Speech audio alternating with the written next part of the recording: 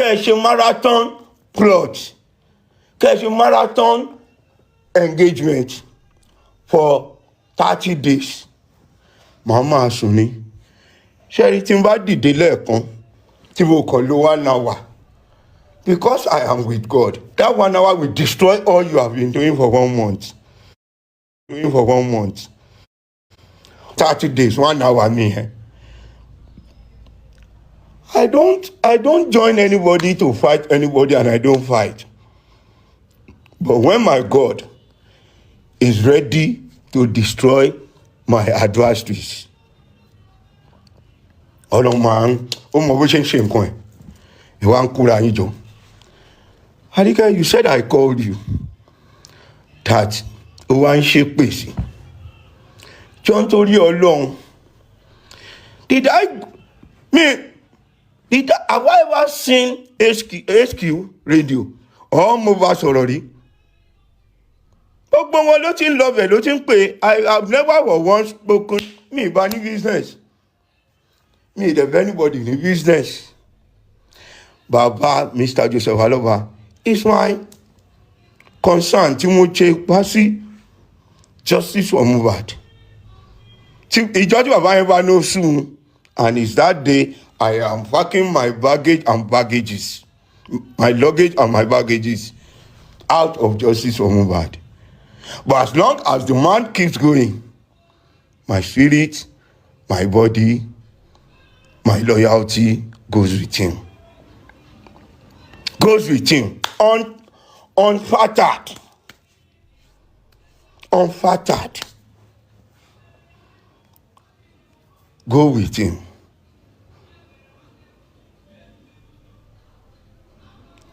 So, gbogbo ìsọkúsọ tẹ́ ń sọ. I don't fight. My fight is a social struggle.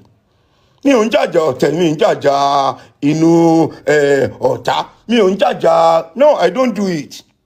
I am an I'm an intellectual. My battle is intellectual battle. No, I don't do all these washo. No. And mi ò ń ṣe ẹni tó ń parọ́ tó ní kinní kan nǹkan tí mi bá rí mi rí. Nǹkan tí n bá rí wà ní mo rí. If I have ever called you to tell you, it is the laceration of Mohbad I have spoken about. The laceration on the body. Ẹ jọ̀ọ́ nítorí Ọlọ́run, ẹ ní ṣe ẹni tó tún ṣe ẹ tún máa gbógun sí. Ẹ jọ̀ọ́, can anybody be a worse enemy than all you people? Ẹ ní ṣe o, ṣe o, wúlò, ní wúlò, wọn dẹ̀ bá yín wí o. Nǹkan tẹ́ wá ṣe, £1 ni mo ní láti fi ràn yín lọ́wọ́ tẹ́ ẹ lè ṣe. Nobody is disturbing you not to do what you want to do.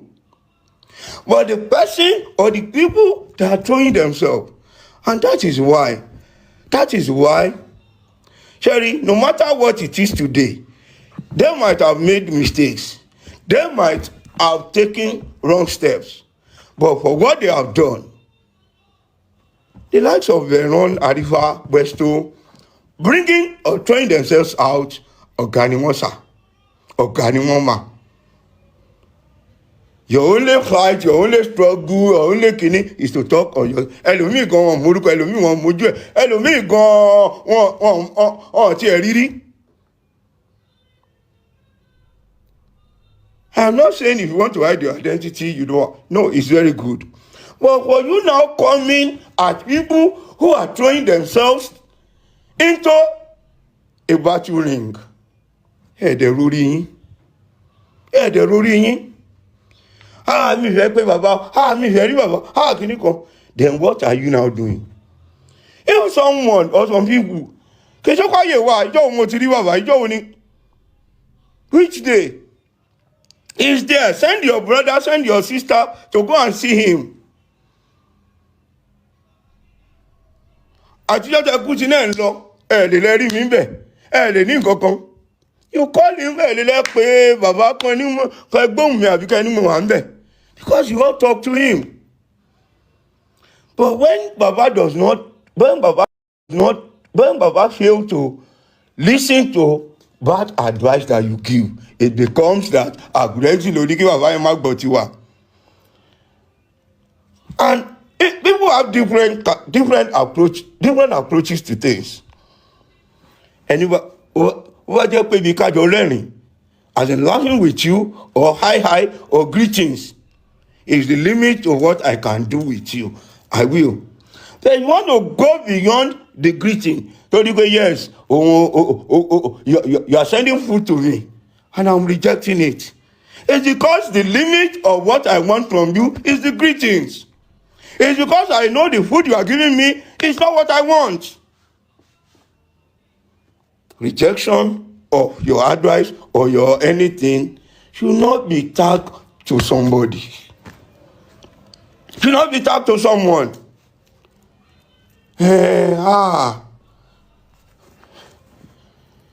Èmi ò kí ń báyàn jà o.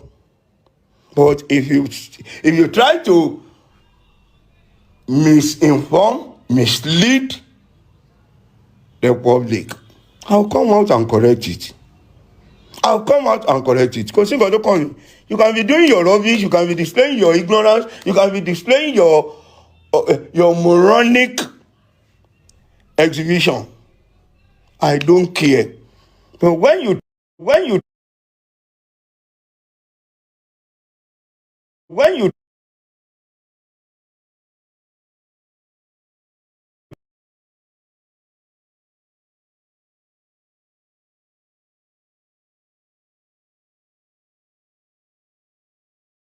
try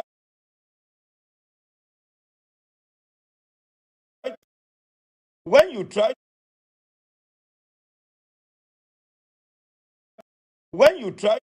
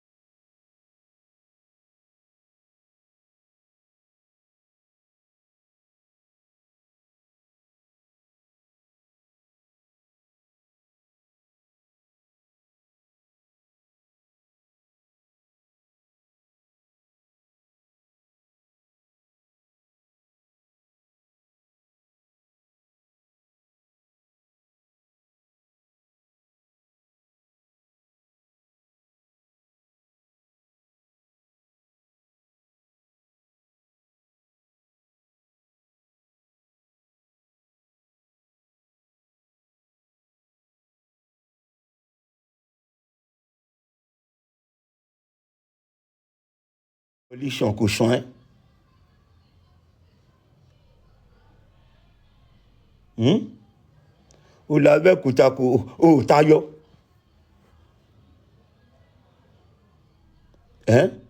Ìwọ wá ń gbé mi sẹ́nu. Jọ nítorí Ọlọ́run, báwo ni tiẹ̀ ṣe jẹ́ gan-an? Báwo ni tiẹ̀ ṣe jẹ́ gan-an? It's because àwọn tó ràn yín ṣe gan-an, they are just time wasters. They are time wasters. Nírú èmi tíntínní, èmi tó yẹ pé yes, èmi tó yẹ pé kí n mọ̀ kí n kélé kí n kítọ̀ kí n juwọ́ mi sókè kí n dẹ̀ okay, tí ò mọ́lé ọ̀rẹ́ tí ò mọ́lé ọ̀tá. Èmi inú wa jẹ́ ìṣòro yín. Ìṣòro yín yẹn ò dẹ̀ ní yanjú. Ìṣòro yín á máa pọ̀ sí ní, yóò máa pọ̀ sí ní. Ẹni bọ́nú ẹ̀. Gbogbo yín. Gurexy yẹn ni. Òun ni kinní kan. Òun ni losers tó ń pèrè ní winners yẹn. If you want to see justice, take Gurexy. Jọ nítorí Ọlọ́run. All of us in Justice of Mohbad are supporting Baba Mohbad the way I'm supporting him. Mi ò bá gbé, mi ò bá jẹun, mi ò bá wọṣọ, mi ò bá pín bàtà.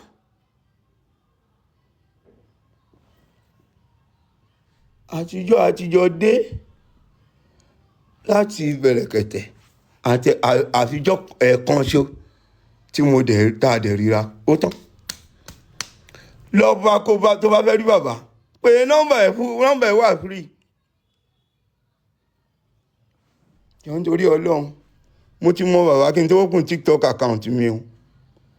We have been together before I open my TikTok kó tó mọ̀ mí lórí TikTok. Mo ti mọ bàbá. So ìbáṣe mi àti bàbá it's like friends.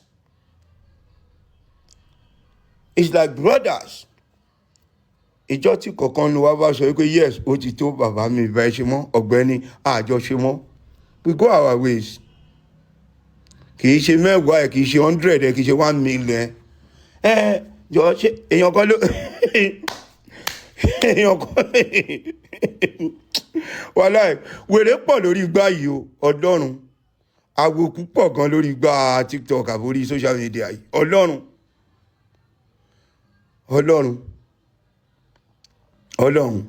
Rántí orin Fẹlá. Many leaders associate them, animal lè wé agbádá, animal lè kutu súto. Wèrè tó wà lórí social media gan, they can be rich in terms of money, but upstairs they are empty and they are confused. Wèrè pọ̀ lórí TikTok o. Ẹni kan ẹ jẹ́ ká kí Gurexy yẹn kó padà kó fi bàbá yẹn lẹ̀ kó ṣe jọ torí Ọlọ́run. Ṣé wọ́n lójúwe Joseph Alọ́ba fún mi àbí wọ́n lójúwe ilé ẹ̀ fún mi? Alẹ́ ṣí èrè pọ̀ gbogbo yín kẹ́ ẹ pé 1 million. Ọlọ́run ṣẹ́rí it shows to me that with what I've seen in Justice of Mohbad, Nigeria yìí àbí tí generation ẹ̀yin ọlọ́pọlọ kúkúrú yẹn tẹ́ bá kúrò, òun ni Nigeria lè fi dá.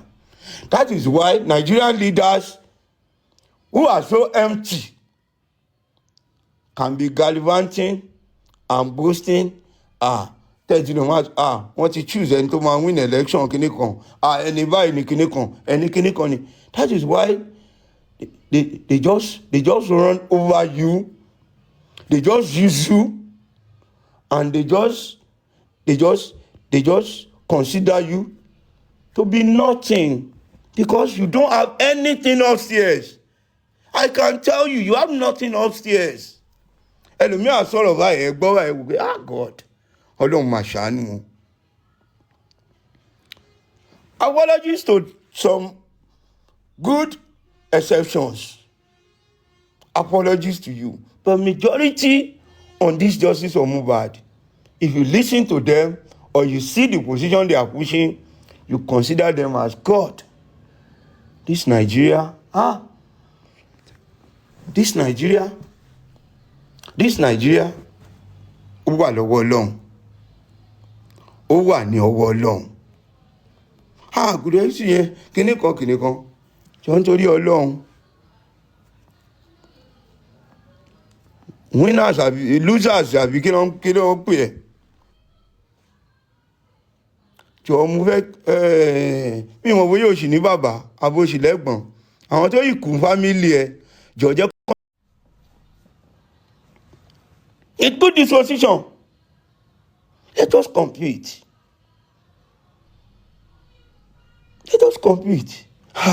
Gurexy yẹn. Do you think my 1 hour in justice for Mohbad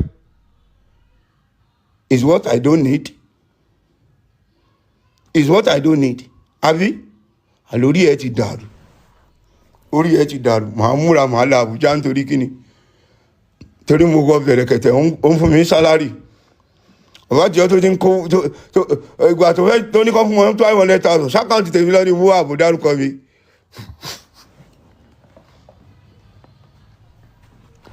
Nígbà tó ẹ ti ṣí èrè pọ̀. Gurexy yẹn.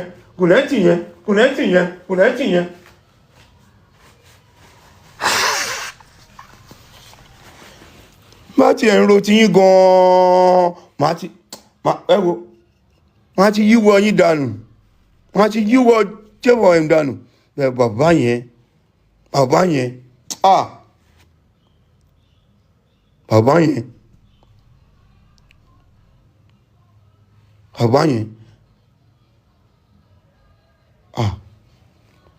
Tó bá kò ń fi bí ṣó lóore o. Àbàwọn olóore lóṣòtì. Kò kí ń fi bí ṣó olóore. Àbàwọn olóore ṣóore fún ni so ni mọ́lẹ̀. Kò dẹ̀ kí ń tètè kín bẹ̀ tó bá ti ṣóòkè ẹ̀ náà ni. Bá ti ṣóòkè ẹ̀ ni. Kò ń fi bí ṣó lóore o. If you are good to him and he sees, studies that this person ó ń ṣàánú mi, aláàánú mi ni, kò ní jẹ́ fìbí ṣú ẹ̀, kò ní jẹ́ kó yán ẹ̀ kéré. But if you try to make yourself look bigger than you are, then God will adjudge you by your action. Ọlọ́run ńlá ni Ọlọ́run sòṣì ọ̀rọ̀. Gurexy yẹn lẹ́nu ẹ̀. And ẹ̀yin League of No Nation ẹgbẹ́kẹ́gbẹ́ ẹ gbọ́ yá kẹ́ wára yín sí.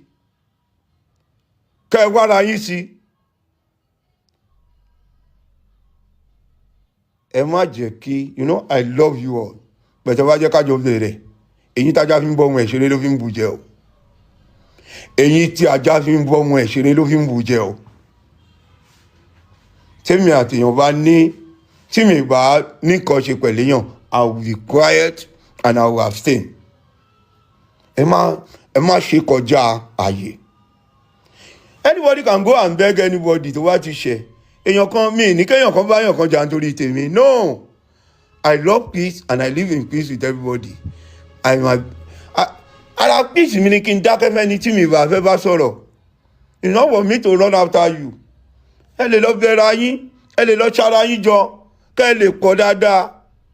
But as long as God is on my side, ẹ wo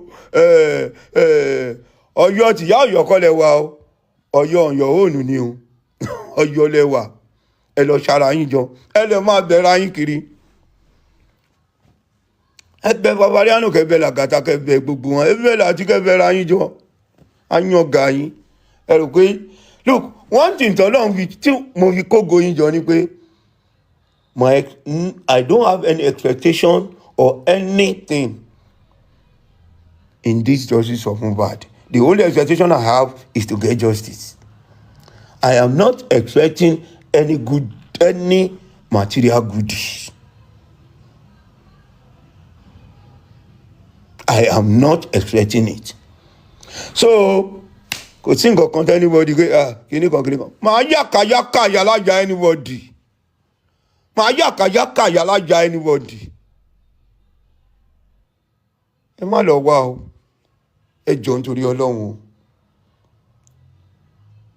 ẹ jẹ́ ká máa juwọ́ síra wa látọ̀kan,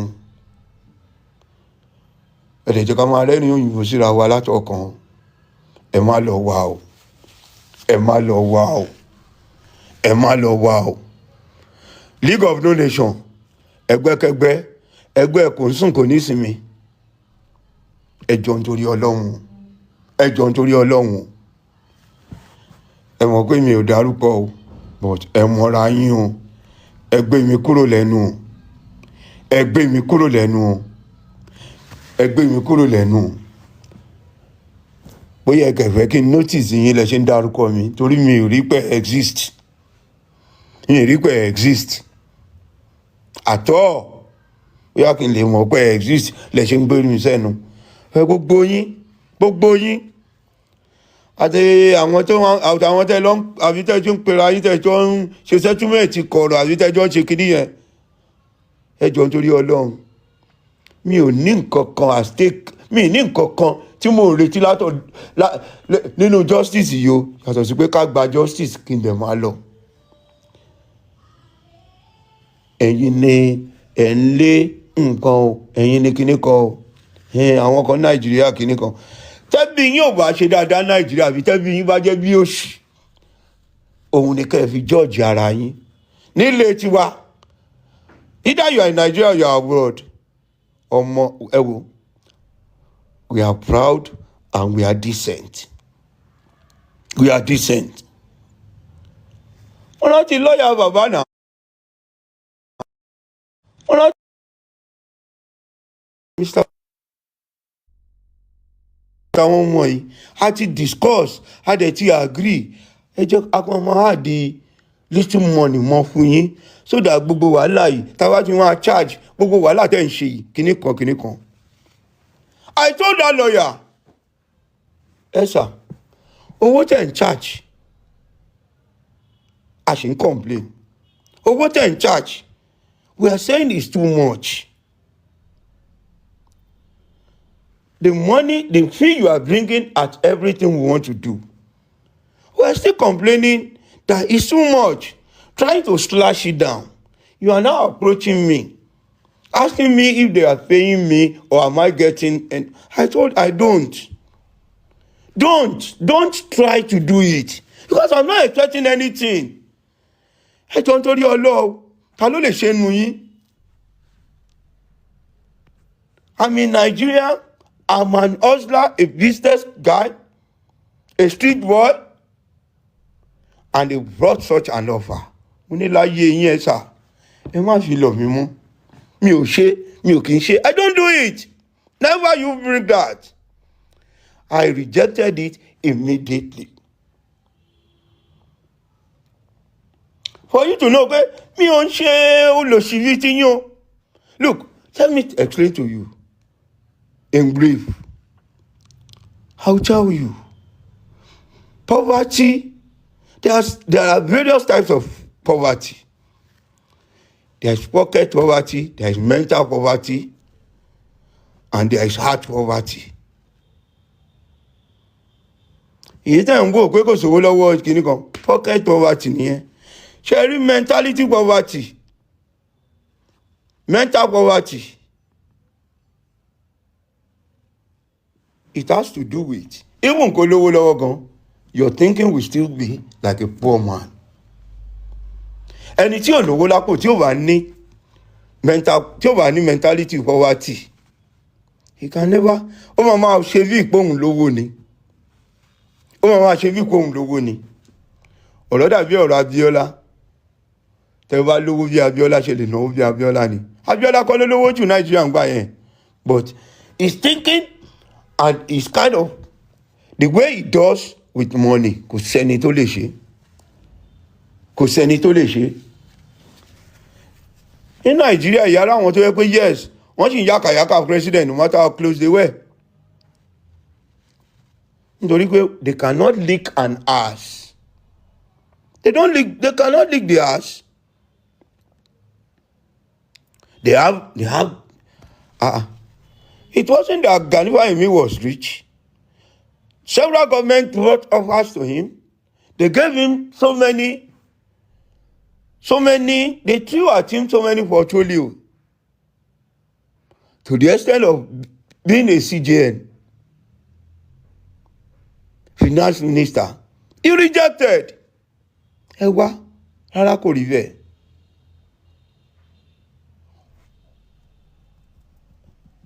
We were the one, nígbà tí wọ́n fún ní senior advocate of masses, àwa la fún ní senior advocate of the masses. Don't fún ní senior advocate of Nigeria. We conferred him with senior advocate of the masses. On Obafemi Awolowo University campus. We conferred him with senior advocate of the masses. Because he was fighting for the masses without collecting money. Ẹni tí ò ní poverty mentality kò ní ìdàtí lówó lápò kò tó ronú right. Poverty mentality ló ń ṣe yín. Àwọn tó wà Nàìjíríà yẹn àwọn kinní kan jọ ń torí Ọlọ́run. And I could remember someone, she even said it by her mouth. We asked Gurexy, kọ́ máa fún yín ní kinní kan. Ó wá gbò títí kọ́ máa fún yín bó jẹ́ 50,000 lóṣooṣù. Àmọ́ wò pé èmi àrífín àbí ẹ wá mi ní ìdánwò yín. I don't need it. I am not interested. It is not because of money I try to struggle.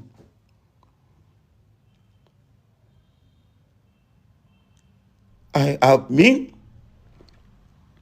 a political fighter, a social struggler for a long time.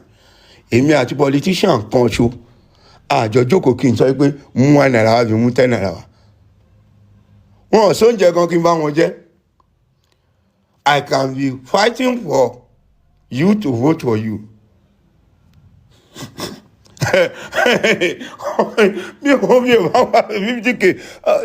Anything anybody like, let them say.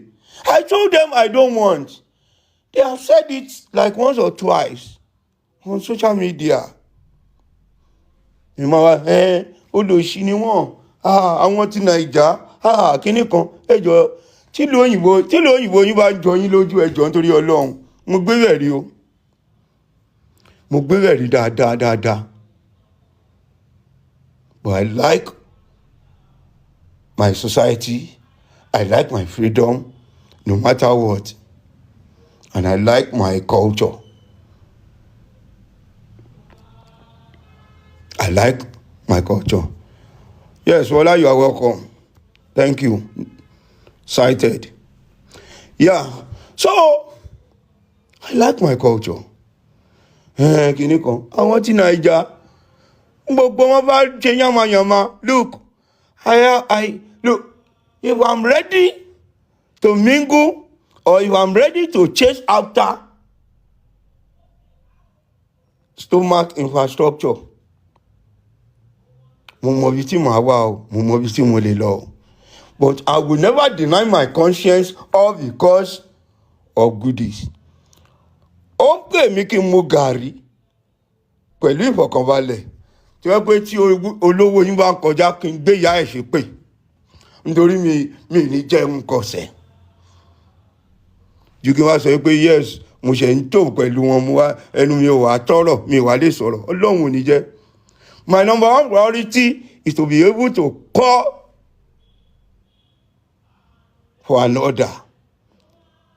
It's for me to be able to say it as it is to whoever else is God. To whoever else is God. Títí mi nìyẹn táwọn ẹbí yín àbáwọn èèyàn yín àbí àwọn tẹ́ ń súnmọ́. If they are slickers, if they are frustrated human beings, or if they are unfortunate human beings living in Nigeria, ẹ wá ẹ jọ̀ọ́ kẹ́ ní 100 million kí n má ní 1 naira. Ibi tí n bá jókòó tí n bá ti ń sọ̀rọ̀ ẹ lè sọ̀rọ̀ ń bẹ̀. Because I'll be talking with pride, dignity, and sanctity. Mi ń ṣẹgbẹ́ ìyálàyà yín o, ẹ jẹ́ kó máa pọ̀ létí yín o, ẹ jẹ́ kó máa pọ̀ létí yín o. Gbogbo wọn Nàìjíríà yẹn wọ́n ti gbowó, wọ́n ti ṣe kíní kan. Ẹ jọ̀ọ́ nítorí Ọlọ́run, ta ló ń fún yín lówó? Ta ló ń fún yín lówó?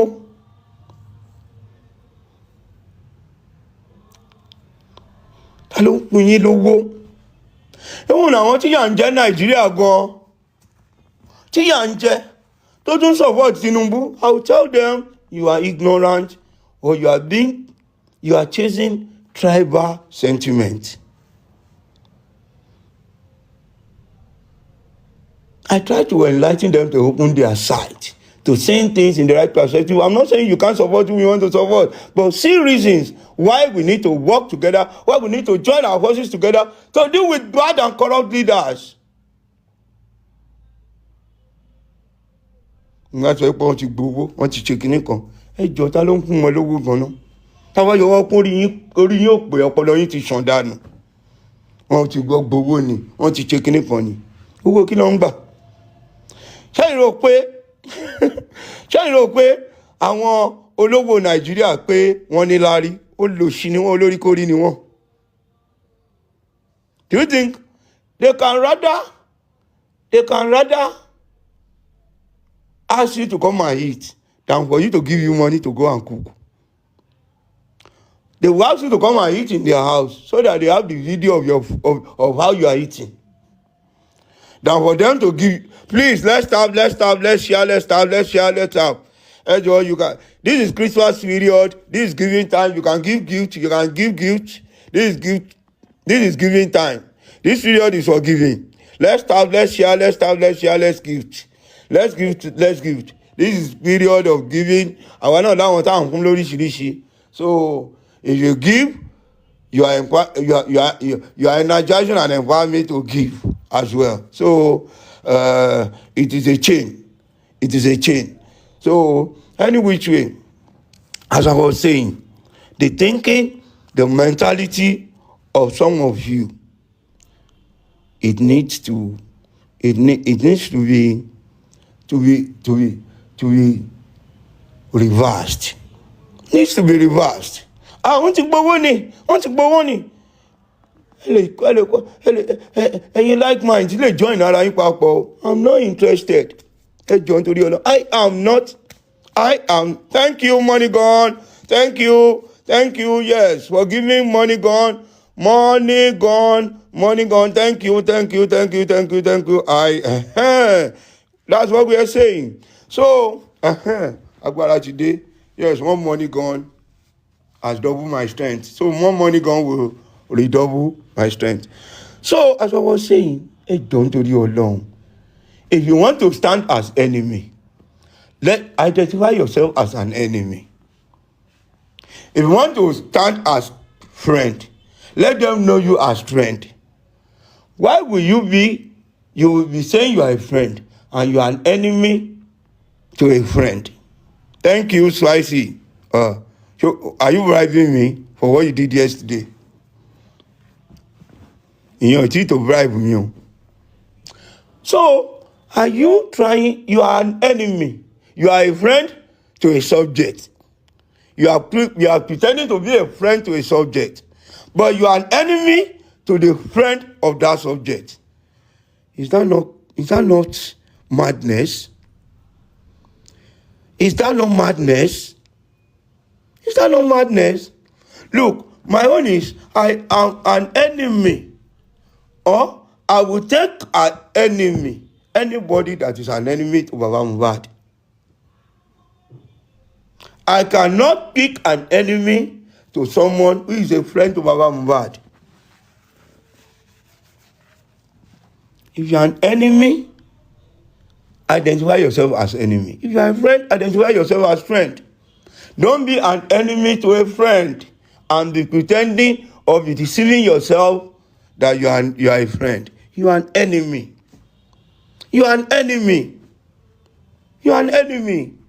Èèyàn kan ò lè call out bàbá ọ, kéèyàn kan ṣépè fún bàbá ọ, kéèyàn kan sọ̀rọ̀ bàbá láìda. and I pretend to be a friend to that person, am I a bastard friend? Am I a bastard friend? Àbí aṣèrè ọ̀rẹ́ ni mí ni? I am not. I can never.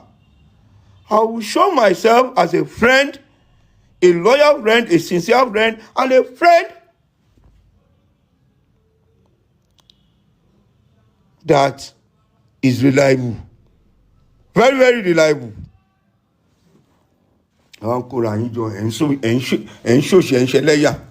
Anyway, let me sound this to you. Actually, just ṣe wèrè, actually just ṣe yamayama, actually ṣe òṣì yín, actually ṣe yamayama yín. I want to give you an advice. This year is left with 13 or 14 days. Actually, lọ́sẹ̀ méjì tó kù kẹ́bí ṣe òṣì yín. I will advise you take a leave as on 2026.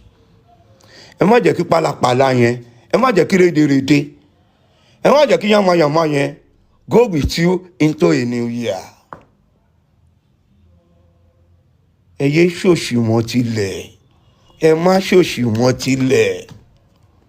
Gurexy ni nǹkan ni ṣọ́ ń ṣe yín ni tó bá tiẹ̀ ń ṣe yín. There's one thing I always resonate on. Wọ́n máa sọ pé every human has a 5 minutes of madness.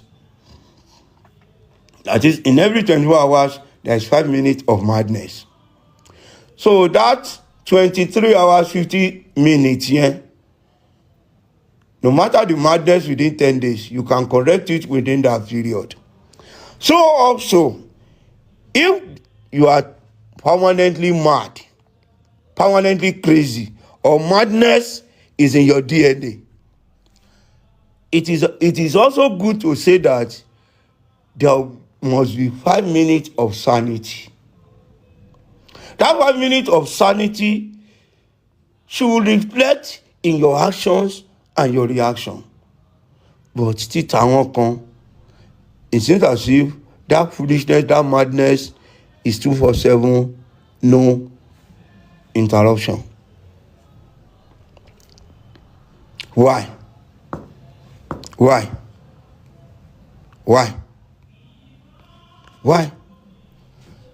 Let's focus on the justice we are fighting. They are not focusing on justice again. They are not even addressing those who were present when Mohbad died any longer. They no longer call out the Nigerian police that have failed us. They no longer call on the judiciary.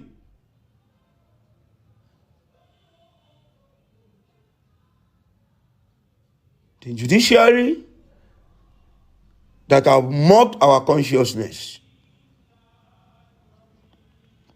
They no longer call them out. Yes, permanent madness. Thank you, Taylor. They no longer call them out. The same judiciary who has made current president a democratic tyrant, that a president has the power to suspend and remove elected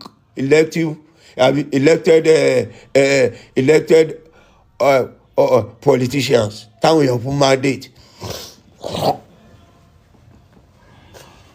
The same judiciary, they no longer call them out. Thank you, Yaveji. It's Gurexy their problem here and there. Gurexy.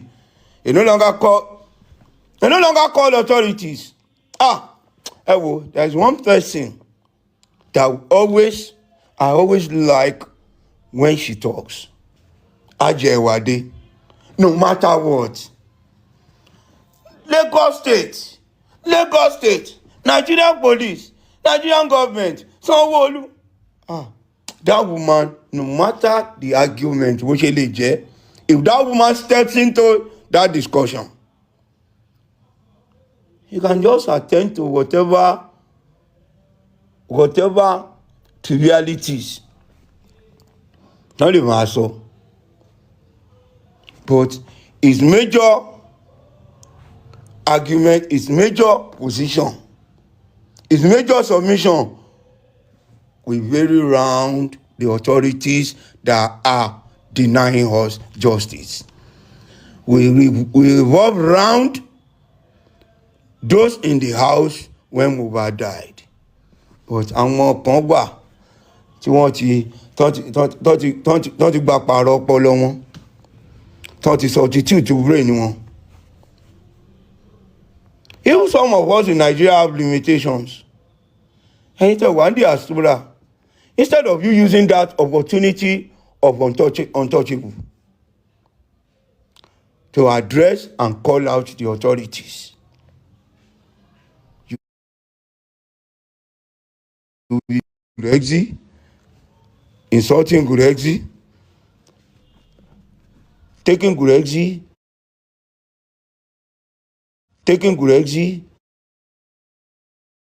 as the Inspector General of Police, as the CJN, as the President of Nigeria, as the Lagos State Governor, who has refused to give you justice or to give us justice in the case of Mohbad. Ṣẹ̀rípẹ̀ ń ṣe èrè. Ṣẹ̀rípẹ̀ wọ́n ti gba Sátidé lọ́wọ́ yín, wọ́n gbé Jímọ̀ lẹ́yìn lọ́wọ́, Wednesday lọ́n gbé lẹ́yìn lọ́wọ́, wọ́n dá padà sẹ́yìn ni. Wọ́n gba 100 lọ́wọ́ yín, wọ́n lọ fún yín ní -2. Wọ́n lọ fún yín ní -2. Why? Àwọn t'other side, Gurexy ni problem wọn. Àwọn pátákùpá àǹkó, gbogbo wọn click wọn, Gurexy náà ni. Ẹ̀yin gan tá a sọ pé tá a ti ẹ̀ ń wò pé bóyá àjọ ń jàjà kan náà ni, Gurexy náà wà tún ló di problem yín. Ṣẹ̀rí pọ̀pọ̀lọ gbogbo yín, direction kan náà ló wà. Ṣe ẹ̀jẹ̀ kẹ́ni ṣe ẹ̀jẹ̀ kó enjoy time ẹ̀. Ṣe ẹ̀jẹ̀ kẹ́ni tó ṣe kẹ́ẹ̀tì wọ́n ní kẹ́, I don't like self-appraisal and I don't like praises. At least don't call me or don't mention my name to what I know nothing about or what I never engaged in. Ẹ bá ní nǹkan kan tẹ́ ẹ ní against me, bring it out publicly. I challenge all of you. Bring it out publicly. Ẹ yóò máa kùn káàkiri, kẹ́ máa parọ́ kiri, kẹ́ máa pera yín lórí green app, kẹ́ máa parọ́, kẹ́ máa pòkọ òkè ìbànújẹ́ fúnra yín, kẹ́ máa pòkọ ẹ̀kọ́ òfò fúnra yín. Gurexy yẹn, ẹ jọ̀ọ́ nítorí Ọlọ́run. Mo ti change ọṣẹ, ó ti lé 10 times nígbà tí mo wọjọ́ sí Mohbad. Still kò sàn lára yín. Lórí pé kẹ́tì ẹ̀ lè mẹ́nu kúrò, irọ́. Join in my heart. Thank you, Mama. Thank you very much.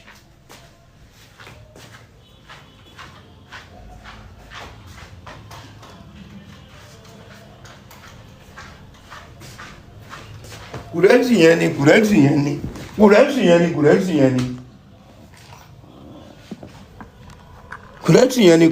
ni. Ẹlòmíì gan aṣọ bàbá yẹn di aláìlọ́pọlọ pé bàbá yẹn kinní kan. Ẹ jọ̀ọ́ ṣé can't you respect the choice and the right of this Mr. Joseph Aloba? Irọ́ ni 5 minutes kẹ, irọ́. I'm not getting it. It's ringing in one puzzle, please. Oh, thank God. So, as I was saying, stop wasting your time, stop wasting your energy. If you are tired of justice for Mohbad, you are free. A lot of people are gone. A lot of people are joining. Kò dẹ̀ sí nǹkan tó níbẹ̀rẹ̀ tí ò lópin. It was the day we started, one day to come to an end. Nobody is getting salary in justice for Mohbad that I know of. Bóyá ẹ̀yin tí wọ́n dẹ̀ rán kẹ́ máa wá fún mi, àbí kẹ́ máa porúkọ mi, àbí kẹ́ máa parọ́ mọ́ mi, bóyá fún yín salary ni. Because I don't know why someone can just wake up and build up lies just because you want to kill a dog. And you are calling it a bad name.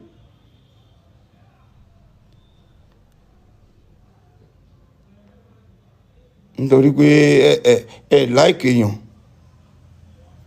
Torí pé ẹ like èèyàn. Ẹ̀yin lẹ like ẹ.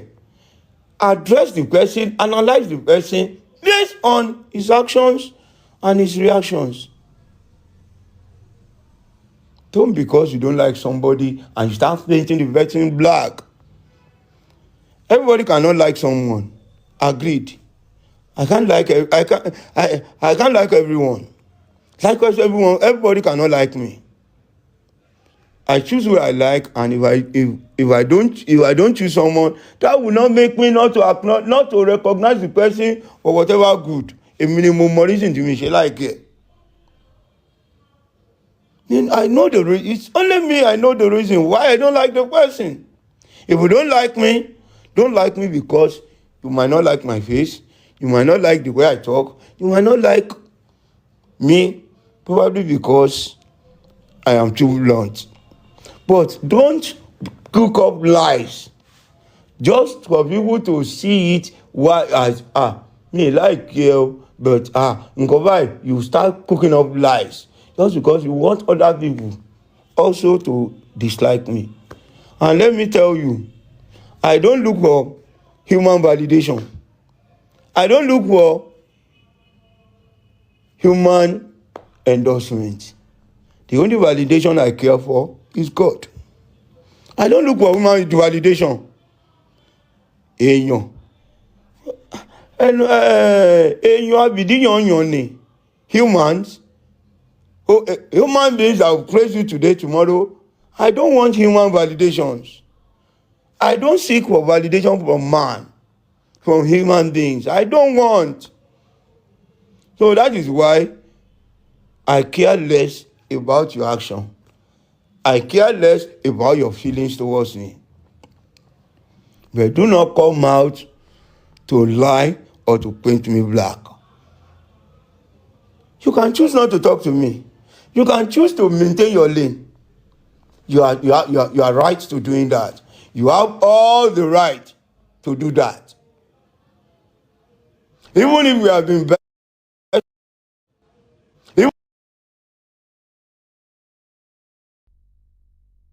When Arike was talking, he called me, he said this. He used to be talking French.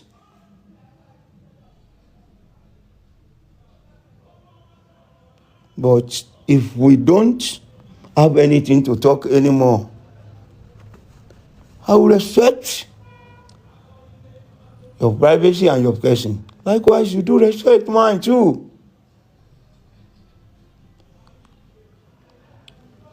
Say anything you know.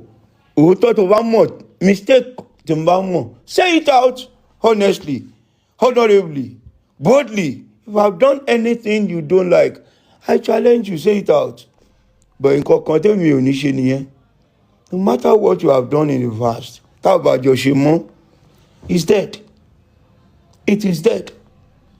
But I challenge you, instead of you saying Gurexy this, Gurexy that, come out and tell me or say it to the world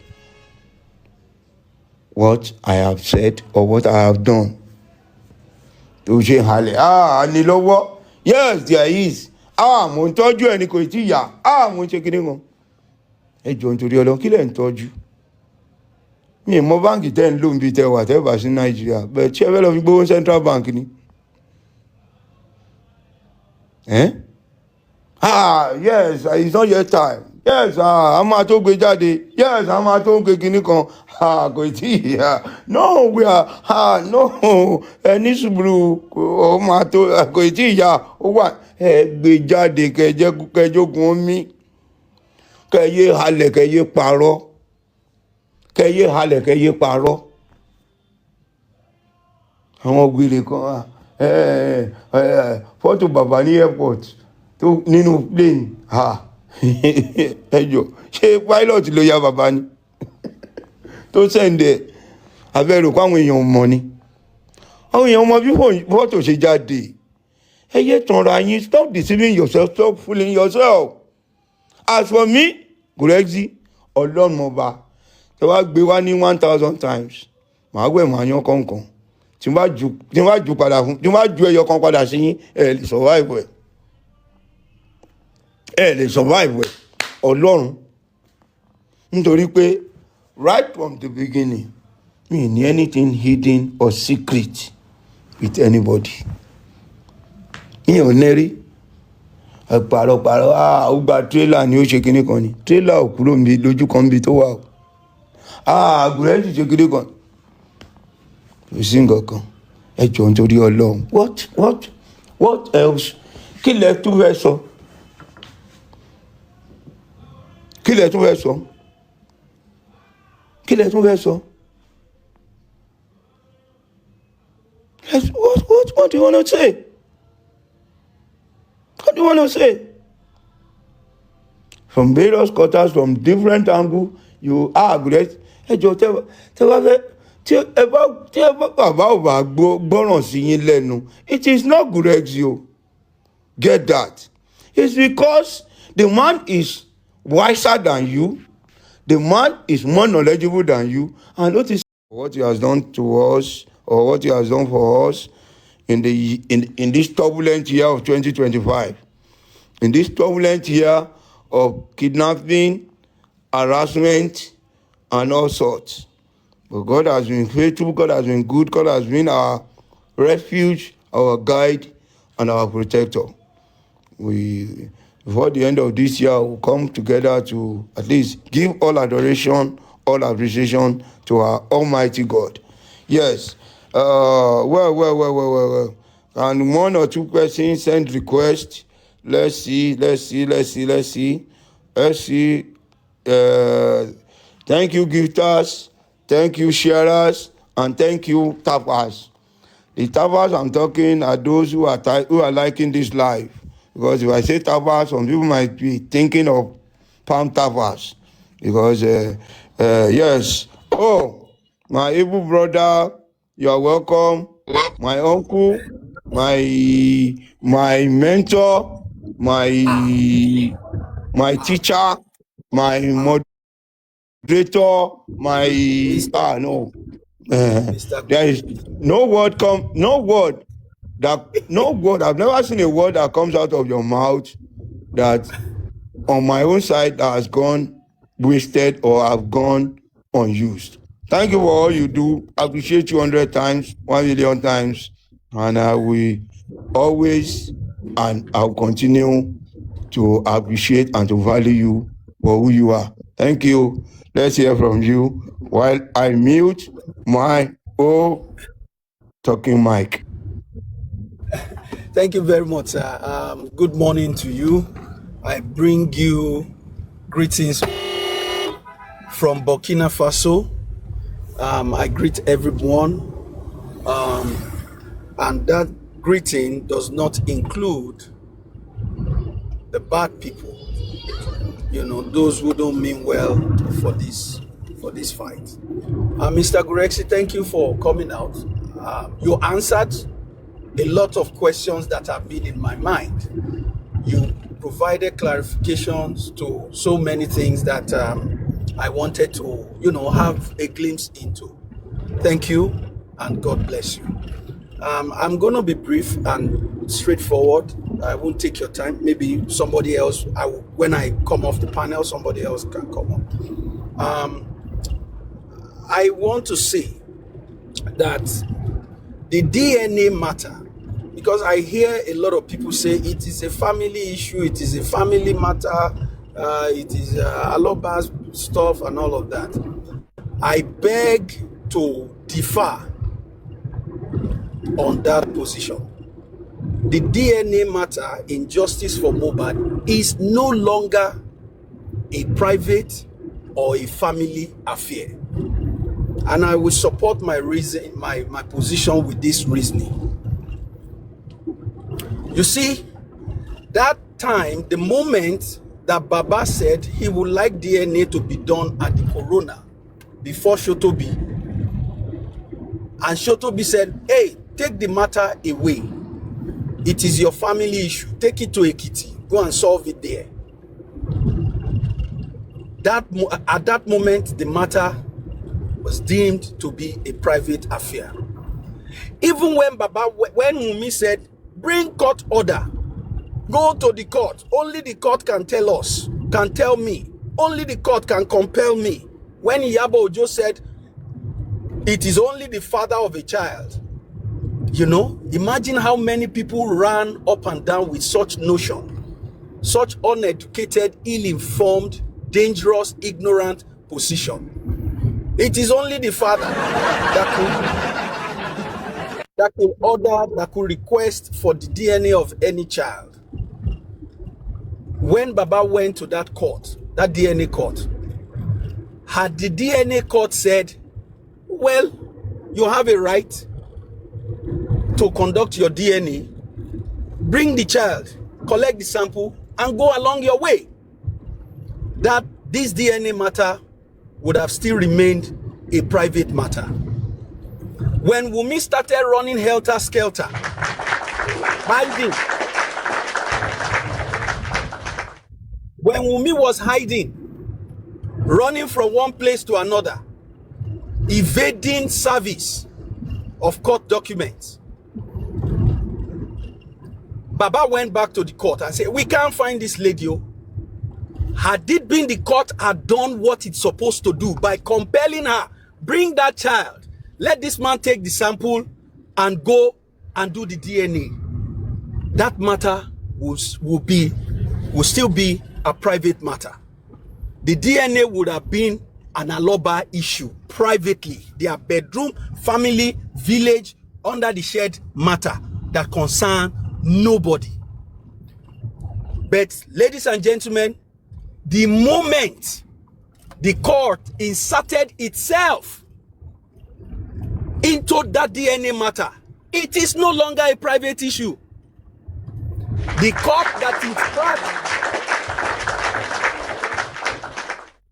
court that is an arm of the government, whose proceedings and everything is guided by law. The moment the court said, I want to be part of it, I will be the one that will be in charge of it, I want to take part in this, I will handle this, it is no longer a private personal matter anymore. So ladies and gentlemen, let us adjust that understanding. Let us adjust that thinking. Aloba's private matter is no longer a private matter. It is a public affair. And who made it so? The court made it so. So I just want to put that out there. I mean, it is my thought. It is what I think. If the court had said, hey, Wunmi, oh yeah, Baba, take your sample, go and do whatever you want to do with it, it will still have remained a private matter. But now that the court has said that, they must be part of it, the welfare officer must be part of it, must, play a role, it's no longer a private matter. So this is my view on that aspect. Now, the other part I want to say, and this will be to those who have privileged, who are positioned in privileged space in justice for Mohbad, will create dissension if my opinion will create confusion, if my views, especially when they are conjectures, especially when they are not fact-based, especially when they are, rumors, something that I have not confirmed, something that I have not verified, as Peter Obi will say, something that I have not gone to look for the details. Let us be measured. Let us be measured. Before you come out on air to come and say things, things that deep down your heart could create confusion amongst those who are supporting Baba. It is better to remain quiet. It is better. It is profitable to do so. You understand? Because of what gain will it be that you're trying to say things? I don't know, because in this justice for Mohbad, where we are right now is not an era of information. It's not an era of explanation. All of those time has gone by. Nobody that has been paying attention to this matter for the past 2 years should be asking certain questions, should be talking about certain things, because all the information are out there.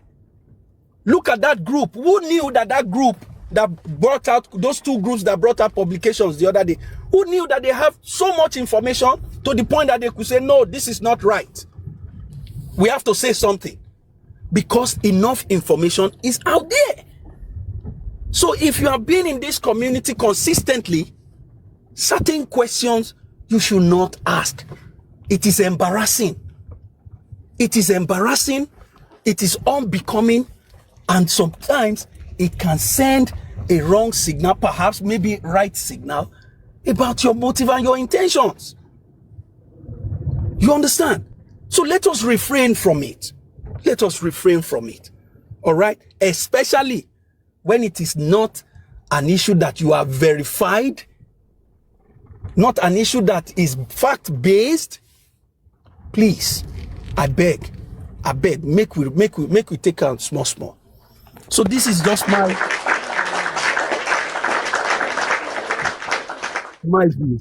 And I must say that every of your concerns, our concerns, is being noted. It's been noted. If you are somebody who has been paying true attention, who have been following the matter, you will notice that yes, some things are said and they were considered. If I say something right now and it is not being used, or I don't see it being acted upon, does that mean I am wrong? No. Could it be that there has been a superior argument? Maybe. And that's it. That's how it should be. Okay? So, Aloba, to me, he is the one who has been robbed, who the system is up against. That's the man that is fighting back. He is fighting back against that system. And again,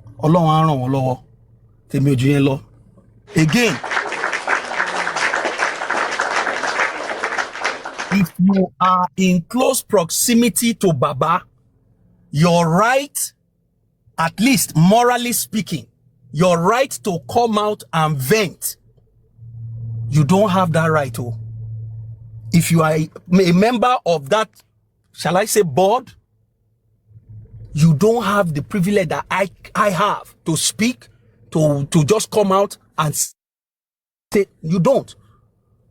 Okay? If you want to vent, you think that Mr. Gurexy, resign your membership, resign your inclusion. Don't I have that right with you? No, I'm saying, look, let me say it again. If you are in that space, that close proximity to Baba, that Baba call you, you call Baba show you things, you see things, you are there. I am in the same circle with Vengeance now. No, I don't know that. Anyway, it is a very it is a very simple thing, you know. So please let us be guided. Thank you very much, and God bless you. Thank you. That's why I said your words, none of it will ever go in my ears unused. You have just put some caution to it. And that, to be honest, that has been a great concern. And also, and more reason why I appreciate some mothers, some women who always rush to call me to order or put, they put fiction, they apply fiction to my loose rake. Whenever I'm trying to go haywire or go beyond limit, they always put that. And you have also given a statement of caution that, well, there is something you shouldn't do. Don't compare yourself to others. And we need to understand that fact that if you talk to Baba or you have access to the man, It is not every anger or every concern you come out to let out. Thank you for saying that, Mr. Or Daddy Tarzan. You are always, as in, you have always been insightful, enlightening, and highly inspirational. More wisdom, more knowledge, and more direction. More power to your elbow. May God continue to enrich you in wisdom and in everything. Thank you. And before Mr. Vengeance talk, I would like to appreciate my joy in my heart. Thank you for the gift. You are blessed, and I pray that that joy, as your name is tagged, will never cease in your house, will never cease in your family, will never cease in your life. Likewise, every one of us that is under this voice, God's joy will never cease in our life till in this 2025 and all through the new year, which is 2026. As we be stepping into the year, God's joy, divine joy, will never cease from our house, from our family, and from our life. Thank you very much. General Vengeance, over to you, sir. Thank you. Yeah, thanks so much, General Gurexy. I'm going to be brief because I'm on my way out actually. But thank you so much for giving me the opportunity. Good morning, good afternoon, good evening, General Gurexy, and all the gladiators and generals on the comment sections. God bless you, General Tassan, for that word of wisdom, for your advice, for your words of emancipation, liberation, words of hope. Thank you for all you do. Thank you for being selfless in this cause of justice. God bless you, and God bless you. And just like I said before, I would like to reiterate this point, that vengeance does not belong to the Inaka cause. I love the position I'm occupying now in J4M, and I'm not different from any one of the gladiators and generals. Everybody is important in the cause of justice, including the commenters, the likers, the sharers, and especially the gifters. God bless you as you are standing strong. On the DNA, it is sacrosanct that DNA must be transparent and must be devoid of manipulations. And I'm very quite happy that Emperor Joseph Aloba is getting the message. For the fact that he has not come out to make any confirmatory statement does not mean that he's not hearing our voices or he's not getting the advice that we have been given so far. He hears our cry. He knows our concerns. And I can even say our concerns are not more than his concerns. I believe strongly that he's more concerned than even us, because this is about him. He knows the implications. He knows the consequences. He knows the ripple effect of his actions and his inactions. He wears the shoes. He knows where it ought. We are like third parties. And if we as a third party, we are as concerned as this, I think the man himself is more concerned than us. And I'm going to implore all the gladiators and generals on different platforms, don't allow our music to have a similarity with that of the enemy. If there's any lyrics in the music that we sing that is what similar to the one that is being composed by the enemy, let us remove the lyrics. We must differentiate ourselves from those that are looking for the destructions of that man. We must not sing the same song like them. We must not castigate the man like them. If you want to speak to Babaloba, if you want to advise him, let us do so from the point of love. Let us criticize him constructively. Let us address him with a perception of love. Don't let us pull the trigger on him. Don't let us tell him, maybe he has accepted the child as his own. He's no longer looking for justice. No. Don't let us share any similarities with the enemies of justice. He has never told us that he's ready to accept a bastard as his son. He has, I think, even before the last court, he made a short video. He made a short live before the court actually started. He said, he said it. So the Baba has always been consistent about the mere fact that he is not ready to compromise the DNA. If the DNA is compromised, he is at more danger than us. He is at more precarious situation than us. So all hands must be on deck to support him. He's the leader. He wears the shoes. He knows where it ought. So don't let us assume so many things that man has not come out to say. Don't let us base our belief on assumptions. Don't let us get negative meanings to his body language. Let us stand from the optimistic aspect. Let us be positive about him that is ready to do justice concerning this issue of DNA. And he will not allow himself to be shortchanged. It's not a baby. He has witnessed the way the government shortchanged him concerning the autopsy and toxicology. He has witnessed the way police shortchanged him concerning the investigations into the untimely death of his son. And the thunder shall not strike twice in the same place.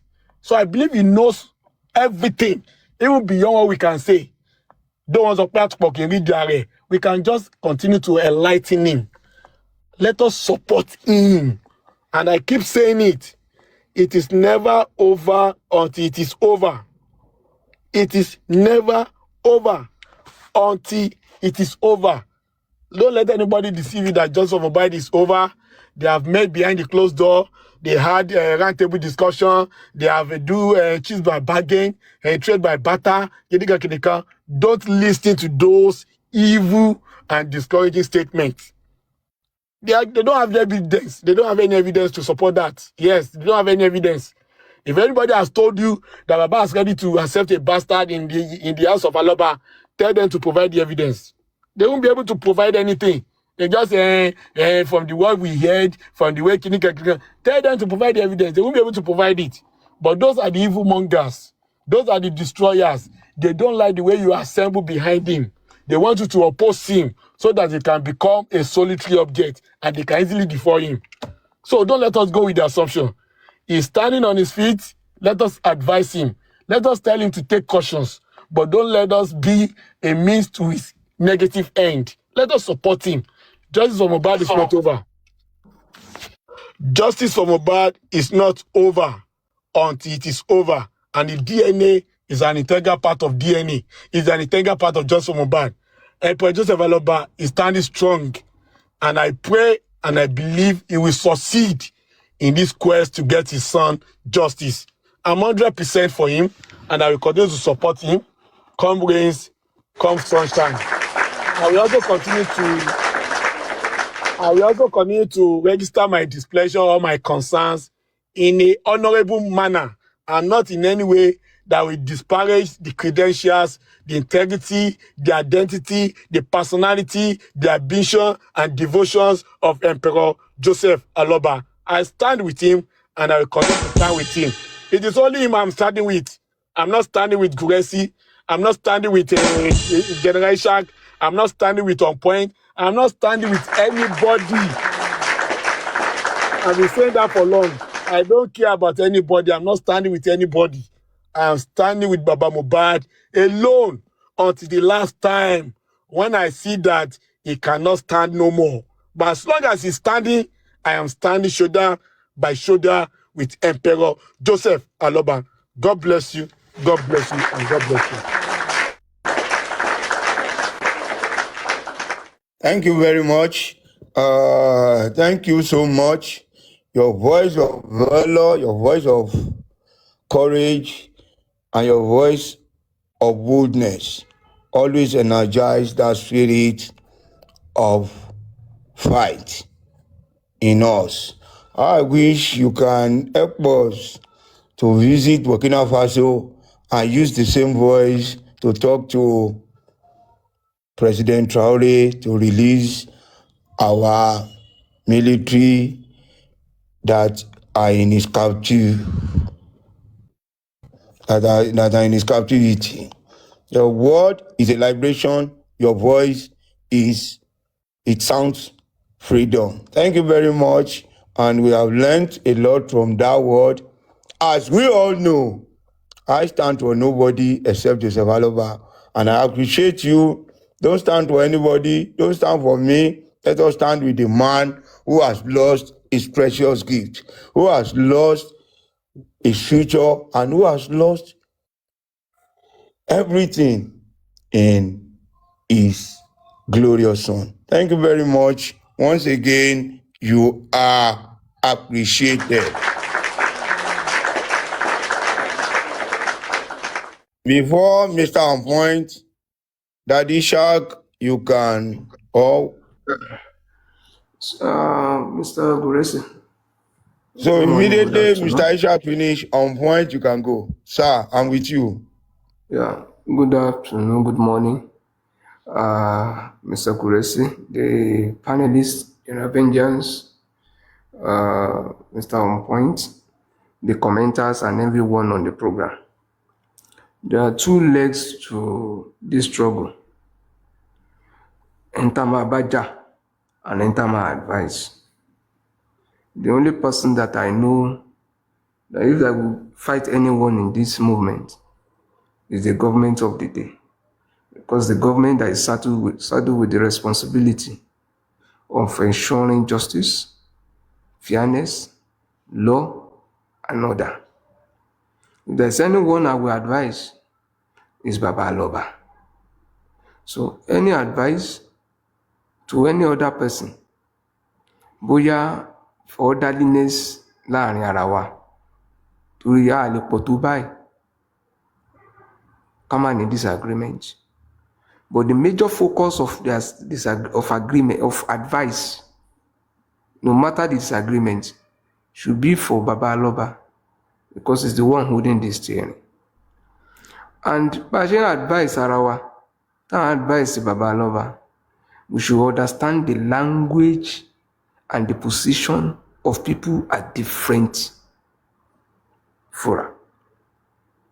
Ẹni tó ń bá bàbá jà, ọ̀rọ̀ ẹnu ẹ̀ yàtọ̀ sí ẹni tó ń bá bàbá bínú. Ẹni tó ń bá bàbá bínú, ó yàtọ̀ sí ẹni tó ń dúró pé no matter what, I don't want to see Aloba's mistake.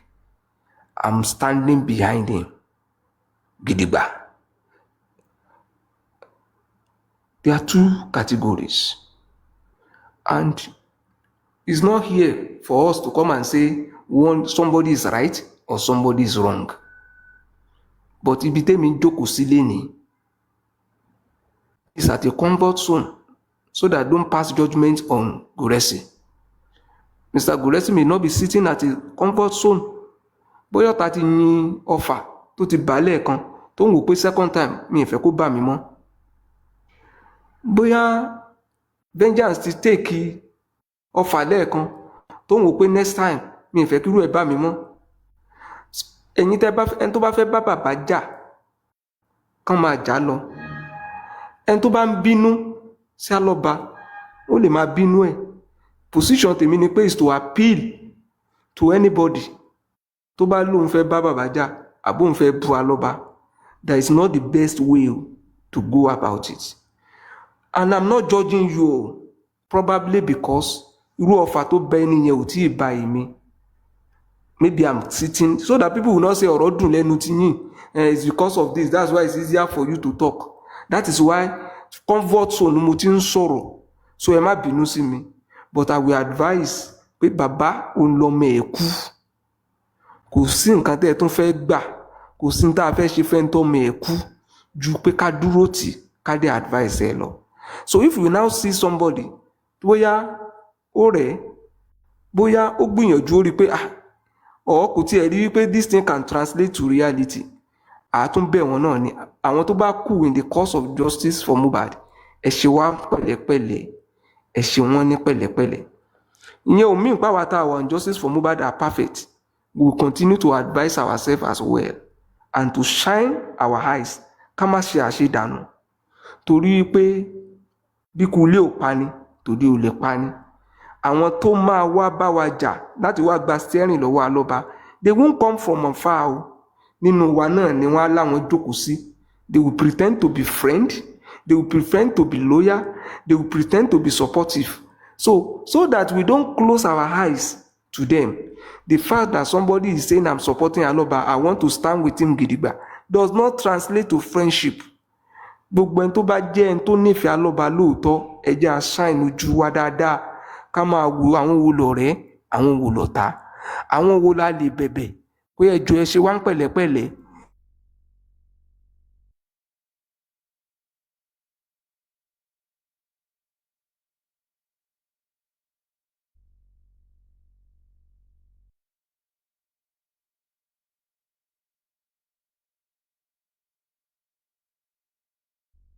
To continue to use that spirit tọ́lọ̀ fún wọn to be doing whatever they are doing.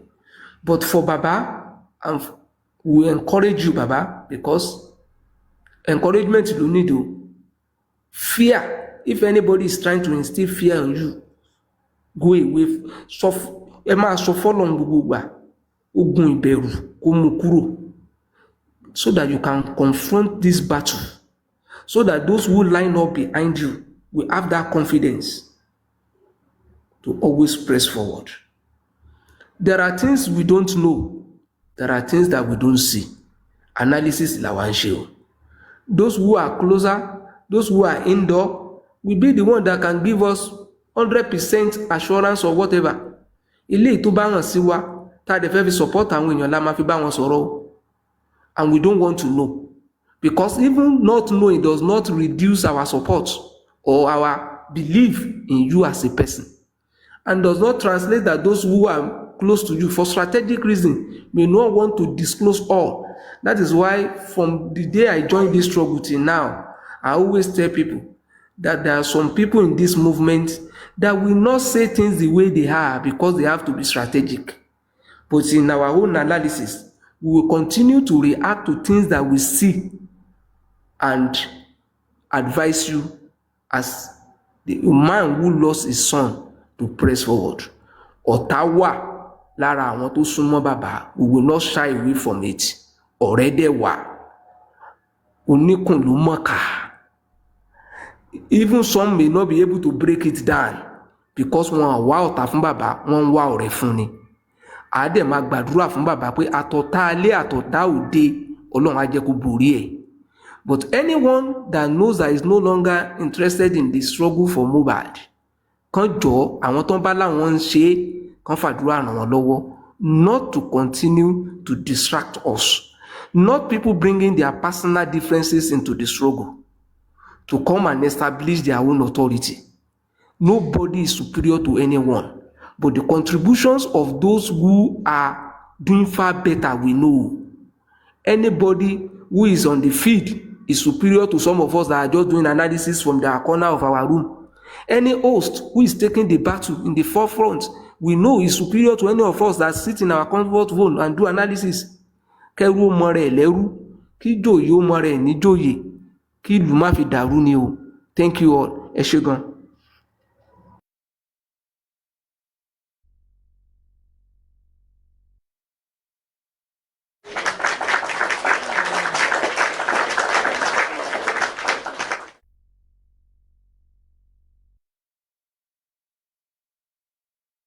Thank you, sir. Thank you. God bless you. Thank you. Mommy G, where is On Point? On Point, you can come back. ẹ bá You gbọ́ can pé come back. tó bá sọ̀rọ̀ 1808 èmi àti ẹ̀ máa jà lọ́sàn-án yìí ni. Ara ẹ̀ náà, ara ẹ̀ náà lọ̀rọ̀. Everybody know the one.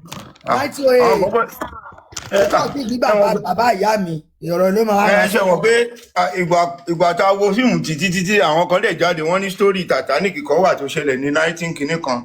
Ara ẹ̀ ọ̀pọ̀ náà ìṣúná ni. ló máa ń sọ Titanic story náà ló máa ń sọ. Ara ẹ̀ náà ni. Over to you, ma. Continue. Good Thank you. evening abirọ̀lẹ́ ọ̀sán náà abirọ̀lẹ́ ni wherever we are. Mi ò tiẹ̀ àti the host àti student mi Vengeance and everyone all the commenters. God bless you ọlọ́dún ayọ̀ la máa ṣe and kò ní rẹwà kò ní sú wa. What I heard from Mr. Ishaq ó dà pé nǹkan tí èmi náà máa ń sọ àti Vengeance nìyẹn, like tẹ́lifíṣà bá fi ojú sílẹ̀ right a máa rí pé a lot is going on tá àti ẹ̀ mú tán, but mo máa ń gbà ní àdúrà pé Olúwa bí ó ti bẹ tí ẹ̀mí ẹ̀ ń bẹ táṣìírí àwọn ẹni wọ̀nyí And this justice for Mohbad, I think last week, pé mo ní mo wà ní bathroom máa bọ́ta ó dà pé mọ́mí wa kan ní nǹkan kíní ìpọ̀ omi ìmẹ́ni tó sọ mi ìrántí but ohun yẹn tí mo gbọ́ pé this something is very deep justice for Mohbad.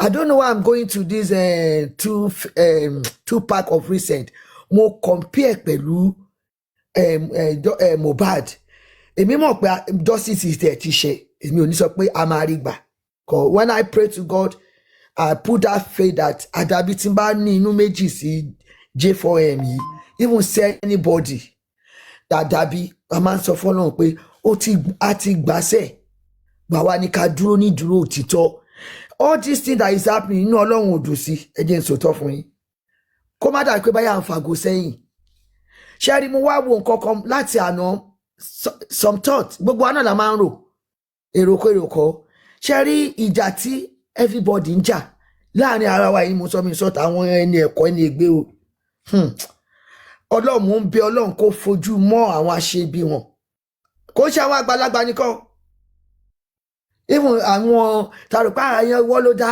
ìwọ ló ń ṣe kinní jù mo kàn máa wọ́n rán ẹlòmíì wá ó yẹ ká ti mọ̀ àwọn kó yẹ kẹ́ ti máa rí I see even àwọn àgbàlagbà kan I see it that's why I stand kò sẹ́ni tèmi ò lè face wàá bú mi ó bá ṣépè tí èpè ò jẹ́ ti tèmi tí mi ṣépè fún ẹ àtàbẹ̀ ẹ ní 100-fold cause mi ṣépè fún ẹ àwọn tó fẹ́ da justice rú àwọn even tó ti ẹ̀ pè mí pé àmógbó mo ṣe kinní kan àdàbí so àwọn kan dẹ̀ sẹ́ pé wọ́n ní kinní kan ń gégùn fọ́mọ wọn ara wọn ṣe kinní kan mo èmi náà máa ń wọ inú ìyẹ̀wù mi mo máa ń dá padà ni tí mi ò robi sí ẹ tí mi tẹ́ ẹ sọ̀rọ̀ ẹ mi ò bu ẹ bọ̀ mo máa bẹ̀ yín ẹ má jẹ́ kíjà yẹn lọ tẹ bá rí jà yẹn rò pé gbogbo wa tí mò ń gbé eléyìí wọ́n sọ̀rọ̀ sí eléyìí irọ́ o ẹ ja orí ara yín nìkan ni kẹ́ dúró fún don't allow anybody to instigate you torí wọ́n máa tì ọ̀nà yìí kọ́ la bẹ̀rẹ̀ tẹ́lẹ̀ wọ́n máa tì í sí pé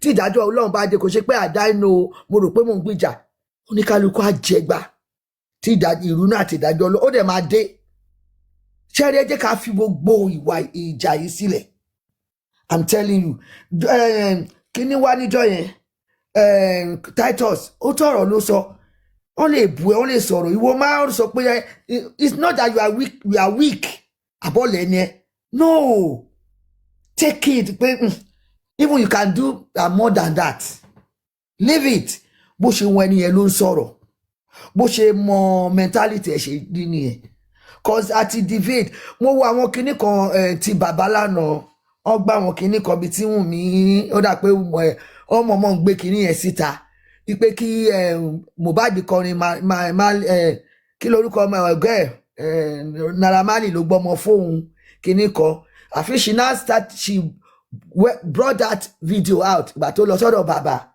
tí wọ́n dìjọ ṣe yeah baba was having fun with you tọ́nà kan gbà yẹn ó mọ̀ ṣe mọ̀ gbogbo àwọn èèyàn kọ́ sọ̀rọ̀ sí bàbá ẹ̀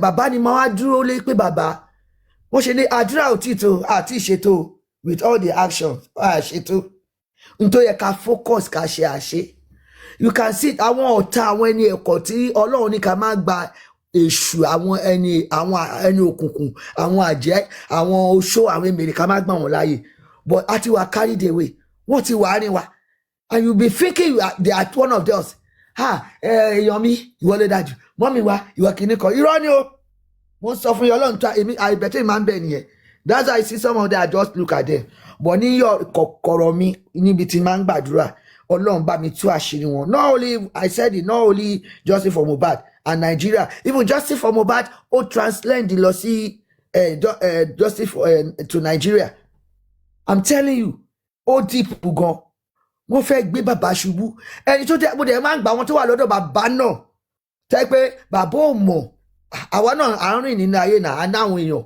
bọ̀ tẹ́ pé wàá rò pé àwọn aṣinilọ́nà atannijẹ àwọn èèyàn ní kẹ́ gbàdúrà fún kọ́lọ́run kó finá lé wọn dànù lọ́dọ̀ bàbá gbàtọ́ bá bàbá sọ̀rọ̀ kíyè wọn kó dàrú bẹ́ẹ̀ ni kò sí ẹ̀ lè yí àdúrà yìí padà ọpọlọ yín máa di wèrè ni ọgbọ́n yín máa ti di ọ̀dẹ̀ I'll be saying things that's how mo kàn ní lẹ́jọ́ mẹ́ta let me just be say akin the mark meditate lórí nǹkan tó ń ṣẹlẹ̀ yìí. And I will make it to that two-pack thing.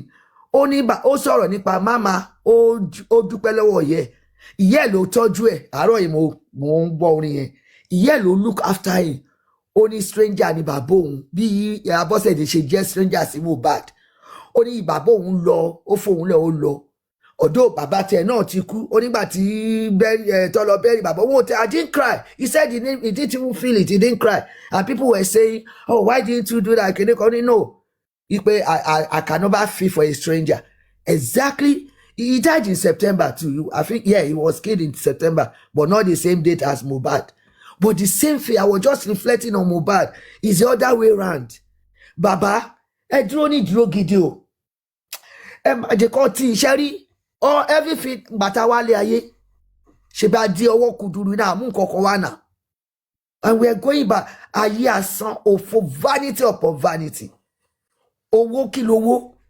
And some people that money agbowo àwọn afẹ́lówó ṣe báyìí máa gbìjà wọn ẹ̀yin tẹ́ ń gbà ni mo rí blame o gbọ́ lọ́hùn yín gbọ́ ìbùkún Olúwa ló mú nílà láìṣe làálà Tolú lọ pé great God bless you. I saw one write up you posted pé tí bá ń fún ẹ lówó yìí ò mí pé kí wá máa jọba lórí ẹ ìyẹn ò dẹ̀ ní pé ẹni tó fún náà á dẹ̀ appreciate ó ti tán kò ṣe pé kí wá máa sọ sà kí wá máa sọ mà no. It shouldn't be. Eja wa careful. Ibi tí ìjà yìí gbogbo tá gbé lọ dimension yìí. Correct. Every action. Are you okay? Ìgbà tí máa ń sọ̀rọ̀ náà ni wọ́n máa ta tètè. Ẹ má bínú please. Every action, right? Tó ní kálukú ń take. Ni bo Ọlọ́run rí. Àwa náà dẹ̀ ń wò. Ṣé rí àwọn kan wà ìrọ̀nà pa street smart. Àwọn náà máa ní àwọn máa gbé ọmọ sí. Àwọn máa ṣe kinní kan. We need to stop it. Ọlọ́run olùdájọ́ ó bá fi nǹkan sẹ́nu kó sọ á padà ní but àwọn tí wọ́n fẹ́ máa gbé kọ́ra wọn yìí torí mo wò pé kí ló ń ṣẹlẹ̀ láti bẹ̀rẹ̀ everybody wà pọ̀ eléyà ṣe wọ́n wá àwa fura wọ́n wá ń tẹ́ wá skinny wọ́n wá àwọn kan wà carried away fura rò pé ń jà ìjà kọ́lẹ̀ ń jà yẹn ẹ̀yin gan ọlọ́màjẹ pé ń fọwọ́ aago sẹ́yìn bọ̀ kò sẹ́ni tó lè dáṣe Olúwa dúró wo bí ta dé yìí ó wà very very crucial gan I'm telling you. Ẹ̀rí àwọn àṣírí kan máa tú sóníkálukú àti kó ṣe àtàwọn tó kéré wọ́n rẹ́ lòmí wà ẹ̀rí pé tó bá iná ọ̀rọ̀ wọn kí ń kíyèsí ebú nìkan lẹ máa ń kíyèsí iná ọ̀rọ̀ wọn lẹ máa ti gbọ́ pé kíní àwọn náà ń mígù pẹ̀lú other side you will see them. I'm not gonna mention name now èmi ò tẹ̀ nídìí ìṣẹ̀dá yẹn máa fi ẹ̀rẹ́ ni táwọn rò pé ó dá mo wá ń bẹ àwọn náà kọ́ lọ́run bá mi ṣí wọn lójú ẹ̀mí cause I don't hate anybody. If one of bú mi ṣe kíní kan they are still my people. No lè ro ibi sí wọn. Mi ò dẹ̀ lè sọ pé kí aburú ṣẹlẹ̀ sí wọn. That's why I came up on a spicy ní ìjọ o. Ẹ má ṣe pé ẹ má bú èbú. Cause they are just using that bookie kíní kó jẹ́ kíní ni. This is the way she can express herself. Mo sọ òun náà perfect, èmi náà perfect, wo perfect. Ó ń ta ní ara. But that doesn't mean a lè sọ pé jíbejẹ́ sọ̀rọ̀ báyìí sí bàbá kò dé yẹ kó rí báyìí náà kò yẹ kó ṣe báyìí ni èmi kọ́ mo lè lọ rò pé àbí mo ti sọ ni she might come Bukky ti come out in so many ìgbà kan tó ní ẹ má bínú bàbá wọn mọ̀ pé bó ṣe ríre so it doesn't matter ẹ má jẹ́ káwọn èèyàn gbé yín kọlù àwọn náà ọmọ tí wọ́n nílé tó gbé wá sórí bíbà wọn náà àbúrò wọn dé tó gbé wá sí ibà ẹ̀yin ni kẹ́ ṣọ́ra o ẹ má rò pé torí pa wà lórí kinní tẹ́yọ̀ bá wọnú ìyẹ̀wò ẹ̀ tó ṣe nǹkan kan fún tó pe Ọlọ́run ẹ̀ ó máa jẹ̀bi iná ni and I be seeing it Ọlọ́run á ṣí àwọn èèyàn lójú ẹ̀mí kẹ́ lè rí àwọn tẹ́ pé wọn ò dáa èmi wá ń gbàdúrà fún ẹ̀yin tẹ́ rò pé ìtorí pé ti ní issue pẹ̀lú èèyàn kan wá sọ pé ẹ fúnra yín ní brain àbí báwo lè ṣe máa ń sọ tí ní kẹ́ fókọ kẹ́ ṣe yín tẹ́ máa mọ sí justice for Mohbad ní kẹ́ ìgbé dání kọ́lọ́run lè fún yín ní ẹ̀san kó fún yín lérè rere because justice for Mohbad is for ìṣubú àwọn kan and ìdíje àwọn kan ẹ má jẹ́ ká wà carried away pé àwọn sọ lágbájá wọn ṣe kinní kan ó jù bẹ́ẹ̀ yẹn lọ o bàbá kí bàbá náà gbọ́n sí bàbá ẹ ṣe dáadáa nǹkan kan ẹ má jẹ́ kí nǹkan kan tẹ̀mọ̀ ó máa ń sùn nítorí pé ẹ̀yin nìkan lè fara gba gbogbo ìtì everywhere àwa kan náà ń gbàdúrà fún yín àwọn kò tiẹ̀ sí bíbà àwọn kan bíi commenters ọ̀hún sọ̀rọ̀ tí wọ́n ń fi inú àti gbogbo ìgbàdúrà fún yín bàbá Ọlọ́run ló máa tọ́ yín sọ́nà. Ẹ má gbọ́ ohun èèyàn o, ohun Ọlọ́run ni kẹ́ gbọ́ o. Gbogbo eléyìí tó ń sọ ìyàwó àti rí bíi ti àti rí gbogbo wọn àwọn náà ló sọ gbogbo ọ̀rọ̀ tó sọ náà ní gbogbo wàhálà ìfi bẹ́lẹ̀, but àwa ta ni sọ pé God bless you. Àwa ní ká bẹ̀rù Ọlọ́run. I'm not here to fight for anybody and gang fighting. I will never do that. Ìtẹ́ bá ń ṣe yẹn Ọlọ́run tẹ́ bá dúró Ọlọ́run àmà ìgbà bí ẹlòmíì lè fẹ́ bí nípa àwọn sọ báyìí sóhun ẹ̀ka àwọn ènìyàn dá. Ẹ̀rí bọ́lọ̀ ṣe máa fi wọ̀nyí náà pé kí ni ó dé tẹ́ nǹkan báyìí ẹ̀ tí wọ́n bí tó ti wá. Ẹ fi èmi sọ̀tà àwọn ti wá níbi tíjà tí àwọn bára wọn tó ń ṣe kínní. Mo rí kínní yẹn pé ẹlòmíì ẹ̀ rí ìsọ̀rọ̀ ẹ bọ́ ṣe sọ̀rọ̀ bẹ́ẹ̀ yẹn ṣe irọ́ ni. Bọ́ àwọn tó jẹ́ tiwa náà wọ́n wà kò ṣe pé ìtara ló ń ta wọn bára ṣe ń tẹ̀yìn náà bọ́ ní máa kọlura wa. Ẹ jọ ń túrọ̀ Ọlọ́run. Ẹ jẹ́ ká dìjọ ṣiṣẹ́ yìí. Actions we pray to, actions too. Taba pray, we put more actions into it. Ṣẹ́rí èmi ti rí a lot of things. Pé kí n máa mi ìfẹ́ dárú mọ́ ìgbà tí mo gbọ́ kinní kan láàárọ̀ yìí ọ̀dọ̀ expose mo ti gbọ́. Ó kọ́ flix sórí kinní mi ni. Mo gbọ́ nǹkan tí mo mi Mama Rich Grace sọ. Mo dẹ̀ wá pé again lẹ́yìn ti kinní you can see what is happening. Kò sí ẹni lọ́run wọn fi wòlíì, kò sí wòlíì lọ́run wọn joyè lọ́run, kò sí pastor, kò sí archbishop, kò sí wọn joyè. Everybody láwà Ọlọ́run á fún ní kálukú. So it's not that pé mo jẹ́ pastor èèyàn kan mo jẹ́ kinní no. Ẹ̀wọ̀n tó ń ṣẹlẹ̀ nísìn lady kan tó ló fẹ́ para òun ìpè I blame that. Ẹ má bínú mo tún yà síbẹ̀. I even blame those pastors wọ́n máa ń lóyàn nígbà tí a bá ti mú wọn ṣe bí pé Ọlọ́run yìí ni wọ́n. You are your own, you are priesthood, your own priesthood, royal special peculiar people. Ẹ má bínú àwọn Christian Ọlọ́run ó wà nínú ìwé mímọ́, wà nínú scripture. That is why we are here to support baba. Kí baba náà má lọ kọ́ má ṣìnà. Baba ẹ má lọ sí ibikíbi káàkiri. Cause mo wo kini gbàtà lọ sọ́dọ̀ supervise no I'm not mi à ní call restrict yín síbi kan but kini yẹn gan ó tún fa wàhálà. Bàbá ẹ dúró kẹ́ jẹ́ kí Ọlọ́run wọ́n gbé bí tẹ́ ti wà ní church tẹ́ wà ní trans àmú ní kí lélẹ́ ibo ni gbogbo eléyìí ti wá. I saw it last night. Ṣé mo pé tí n bá fẹ́ sùn ni máa ń wo àwọn kini mo ní kí lélẹ́ ìtorí Ọlọ́run ẹ wà nínú trans ẹ fèdè fọ but why are they pulling it put tọ́ ẹ̀ṣẹ̀ ń gbé síta ń sìn. Ẹ jọ nǹkan yìí dìpò ó dìpò kọ́lọ́n kó jọ kó gba àkóso pátápátá. We are not fighting for baba. I will say it now. Nǹkan tí mo conclude lálẹ́ àná nìyẹn. We are fighting for Mohbad. Yes, let's put it this way now. Tó bá gba akọ̀ ń sọ pé kí bàbá má break down ni but bàbá ẹ̀yin náà ẹ ṣe ti ètò tó yẹ. Lady kí ló ń pè mojo ohun àbí kí mi mọ orúkọ ẹ̀ máa ń pè dáadáa tó náà mò ń jọlá whatever.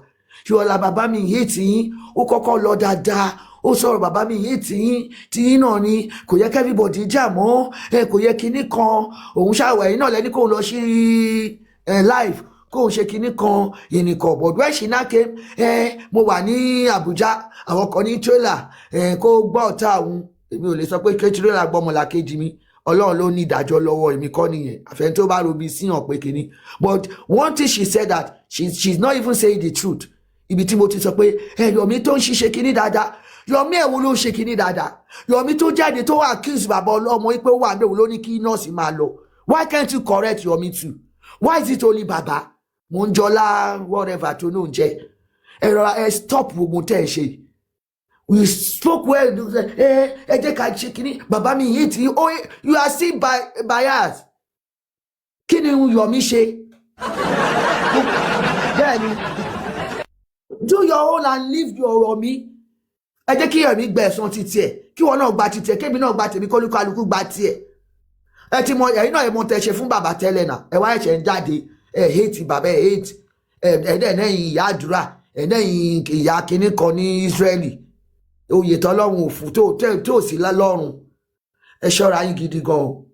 So if you see any wrong something we will correct it with love. Kò ṣe pé ká máa ṣe pé mo máa tún bẹ̀yìn gbogbo àṣírí àwọn ẹni bíi tí ń túṣe bóun náà lọ ti ń rí dẹ́dẹ́ wá ti ń rí wá kọ̀ sáré wá bá ti rí wọn bá ti sáré wá kọ́mẹ́ǹtì bí kan àwọn tó bá post nǹkan irọ́ náà ni tó bá wá náà tó bá sọ̀rọ̀ wá ní wọ́n ní àwọn gbowó àwọn gba kinní kan tí n bá gbowó tó ṣépè kò ràn mí ìwọ náà ló máa kọ́ sọ pé àwọn kan gbowó wọ́n bá dẹ̀ dá padà àwọn ń ṣépè pé ẹ máa gbé ní mi ò gbàdúrà kó ní kálukú gbọ́mọ ẹ̀sìn bó tó bá rò síbi tó sọ́gan á ṣẹmọ́ ẹ lórí o bàbẹ́ òun náà ní kọ́ńfì mo rí kíní kọ́ńfì náà irú kíná ẹ wo bí yẹn ṣe rí Ngozi ìtẹ̀mọ́ Adéníyì àbí kíná porúkọ ẹ̀ ṣé Ìgbò ni àbí Yorùbá bọ́sẹ̀ ní Ngozi ìwọ náà o tún ń ṣépè fáwọn ọmọ títí ẹ kí ló kọ ẹ bẹ́ẹ̀ àwọn tèmi ló ń ṣépè fún ọ̀tá àwọn ọmọ kọ́ńfì ìwọ wá jáde I saw it on Comfy mo láti máa gbàdúrà fún láàárọ̀ yìí kò lè ṣe mọ́ lórí torí ìwọ kọ́ ló wá bá kí ló dé náà kí ló dé kí lẹ̀ ń fẹ́ ẹ kọjú ìjà sẹ́ni tí wọ́n pa Mohbad ẹ tẹ wá jàjà Mohbad bẹ́ẹ̀ ni jòsí o jòsí o jòsí bàbá mi mìíràn fún yín ládùúrà bàbá wá justice fọmọ yín ẹ má wo ti owó ẹ má wo ti kíná ti ń pè bọ̀ Ọlọ́run á tọ́ yín tẹ́pẹ́ yìí náà ẹ̀ ní ṣẹ̀ṣẹ̀ gbé another thing tí mo rí I'm not happy ìgbà tí mo rí kíní yẹn pé ọdún náà mi ní kẹ́ máa free mind ẹ̀ ṣáà lè máa wà nínú ìbànújẹ́ òní gbàgọ́ tí ẹ̀yìn àti gbogbo wa náà ìgbà tẹ́ ṣe skip kan mi mọ̀ kí lẹ máa ń pè náà skit àbí whatever tí bọ̀bọ̀ kan tẹ̀ ń sọ pé bàbá ẹ kàn máa ẹ minimize àwọn kìíní yẹn daddy I saw it too yesterday ẹ minimize ẹ ṣe mọ̀ kìíní TikTok wọ́n máa ń gbà wọn kọ́ wá ní tẹ́ ṣe skit pẹ̀lú bọ̀bọ̀ kan bígbà tí tẹ́ ń ṣe omi ọ̀gá ọ̀rá give me daddy àwa yìí a máa ń ké ni mo post kìíní music Mohbad if Titus is here mo post ẹ̀ sáwọn kan orin yẹn ó wọ mi mo wá wò pé wọ́n lọ́rùn Mohbad kí ló dé tó fi lọ look at Àṣàkẹ́ ti take Afrobeat to another level ẹ lọ wo kí ni show is it Red Bull àbí kí ló ṣe ní Amẹ́ríkà àbí mo ló tẹ̀ ti ṣe bí báyìí ni tí Wizkid náà wá bá kọrin ó yọ Ọlọ́run you can see the instrumental everything Mohbad yẹ kó jù yẹn lọ irú that area ló yẹ kí Mohbad ti lọ and àmọ́ kí tó sùn báyà mi tẹ mọ̀ báyà mo náà ti gbàdúrà kí tó sùn torí after àwọn ọmọ kọ̀ òun ni omi jábọ́ lórí mi pé Mohbad kí ló dé irú tó yẹ kó wà ní voice everything bàbá ẹ má wà kárí ìdèrè sà ẹ má jẹ́ kán ní ẹ ṣe báyìí ẹ túra lẹ̀ ẹ wọ kíní kan no ẹ wà in sober reflection kẹjẹ kọ́lọ́n kó wá rí pé yes àdìgbà tá a bá gba justice yẹn kò dìgbà tẹ bá jáde pé ẹ ṣe kíní I saw that something I'm not happy I won't lie to you èmi ò ní kẹ má túraká o but àwọn tó bá wà lọ́dọ̀ yìí mo mọ̀ pé ọkàn yín tí nǹkan bẹ́ẹ̀ bá ṣẹlẹ̀ ọkàn ẹ̀ máa gbọgbẹ́ ibi ò ní tún ṣẹlẹ̀ mọ́ sí yín àti everybody kò tẹ́ ẹ ní ṣẹlẹ̀ sí wa wípé ẹ ṣe báyìí ó mi ìyàn kìíní kan àwọn èèyàn ebú náà ń búra wọn láìṣẹ́ yín and I feel bad bàbá sober reflection ẹ jẹ́ kí ọmọ yẹn àwọn gọ́ọ̀mẹ̀ntì náà máa wà ní ṣé ẹni tí wọ́n ń gba kìíní fún lélẹ̀ gbogbo àwọn ẹni ẹ̀kọ́ ẹni ègún tó máa dùn àṣírí yóò ní bò iná àti ara lọ́nà máa fi ṣèdájọ́ yín ẹ máa ṣẹ̀sín ni ṣe báwọn tó kidnapper ló ń ṣẹ̀sín tí iná dé ó ti dé tán so ẹ jọ ẹ já fi the DNA àwọn èèyàn wá ti sọ Jay I don't know people they spoken about that they have advised baba kọ́nìkan appeal whatever and some people are saying ẹ jẹ́ kó ṣe náà kó lọ that word Rich Grace I will still respect you mommy Rich Grace stop coming out and be talking to people anyhow mi ò gbọ́ lẹ́yìn mi ò gbọ́ gbogbo tẹ́tí ṣe tẹ́lẹ̀ yẹn mo ti gbọ́ mi ìdẹ́ tètè gbọ́ náà but I heard it on that expose náà tí wọ́n àwọn kan sọ̀rọ̀ lórí ẹ̀ why you ṣé ẹ ní agbára kan tó ju Ọlọ́run lọ ni tẹ́ máa ní ẹ tó bá ṣe kinní kan kó máa lọ́lé ẹ̀ kó máa ṣe kinní mo ń tẹ̀ ń sọ fún yín ẹ ṣọ́ra yín mà mo jù yín lọ ní ọjọ́ orí but I will use that mo máa ń wo gbìyànjú bí Ọlọ́run ni mo máa ń respect ẹ ṣọ́ra yín mà ẹ má tún jáde máa sọ̀rọ̀ àwọn ọ̀rọ̀ yẹn mọ́ ẹ ṣọ́ra yín gidigidi ọ̀run ń bínú gbogbo tẹ́ ń ṣe lọ́lọ́run rí ẹ ní right láti máa sọ bẹ́ẹ̀ káwọn èèyàn máa lọ ẹ̀yìn ẹ lọ náà tẹ́ ẹ bá fẹ́ lọ ẹ lọ kẹyọwọ́ yín that's not right àwọn èèyàn tó ń sọ̀rọ̀ sí ilé yes ẹ deserve it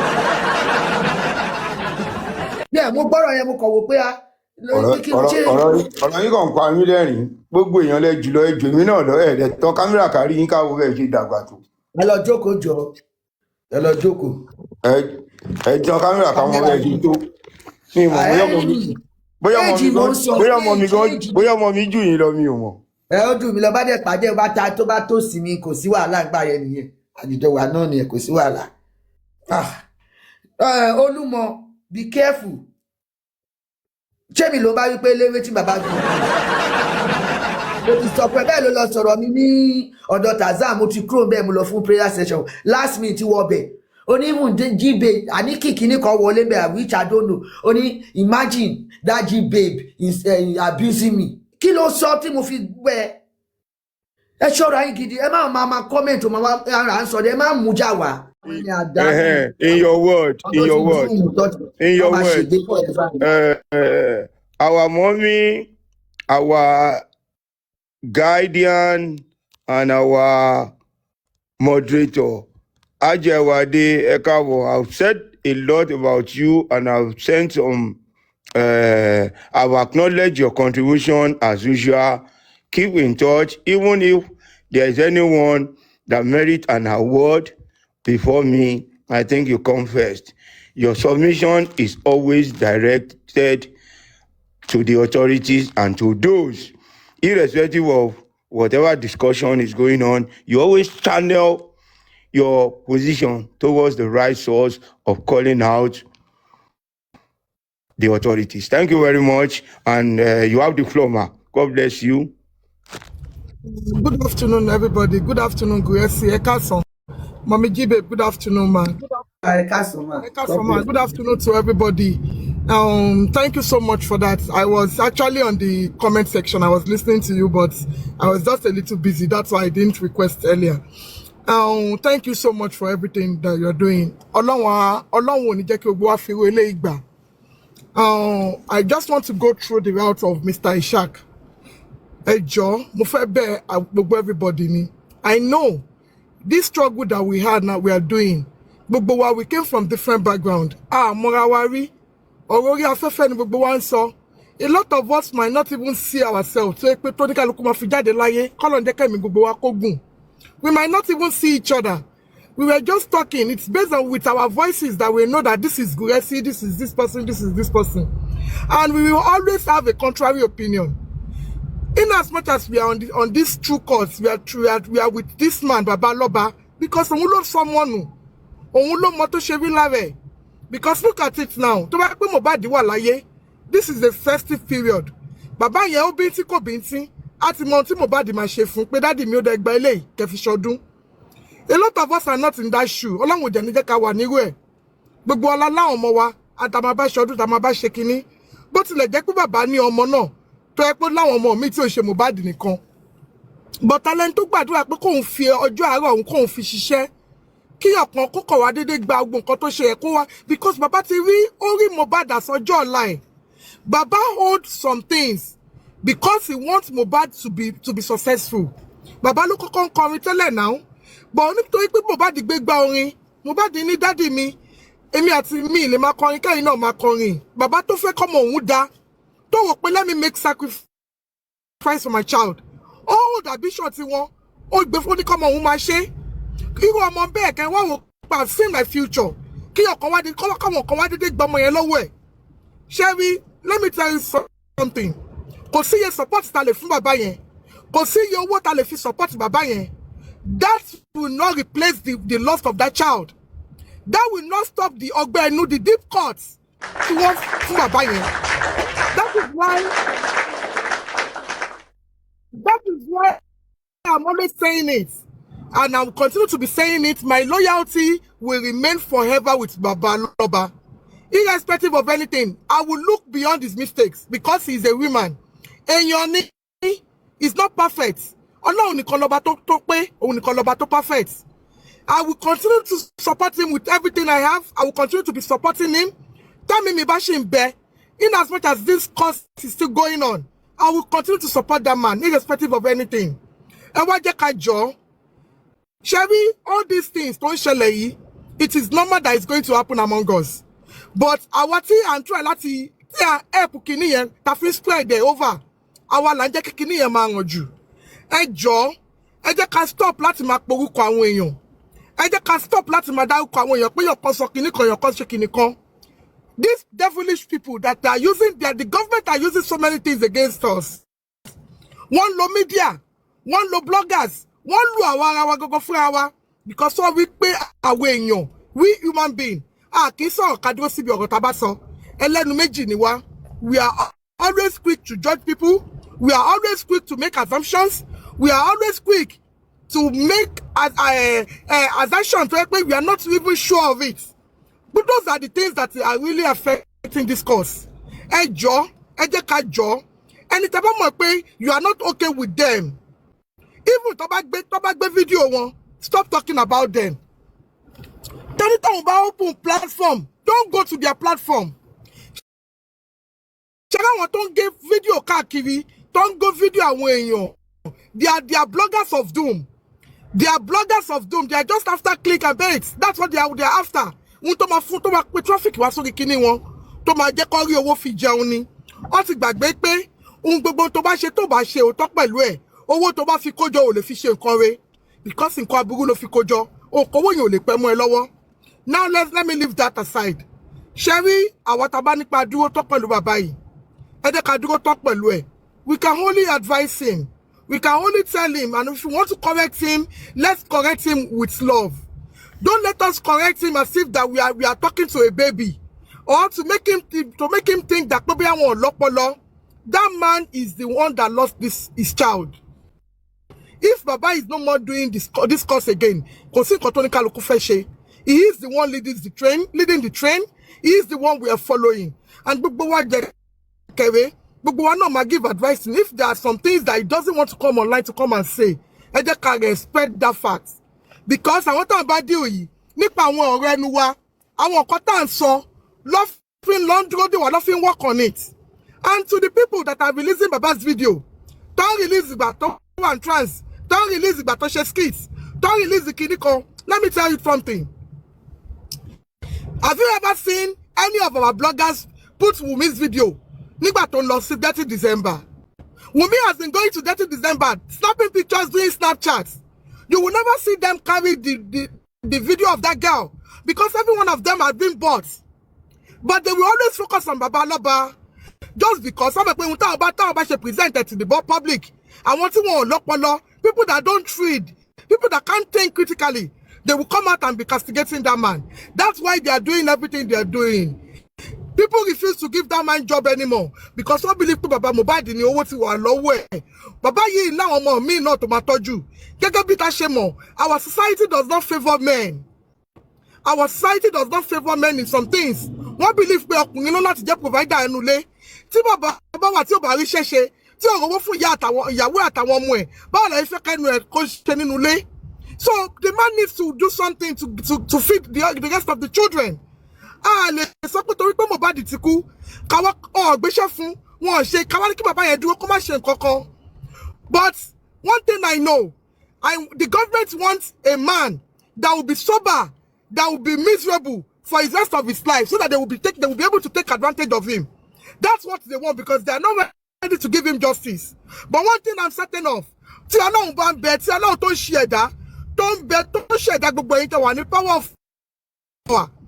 Bàbá yìí ojú ẹbí òjẹ̀ tún ní pamọ́, ìyà òjẹ̀ tún ní jẹ́, torí kà ní gbogbo yín. You did him dirty.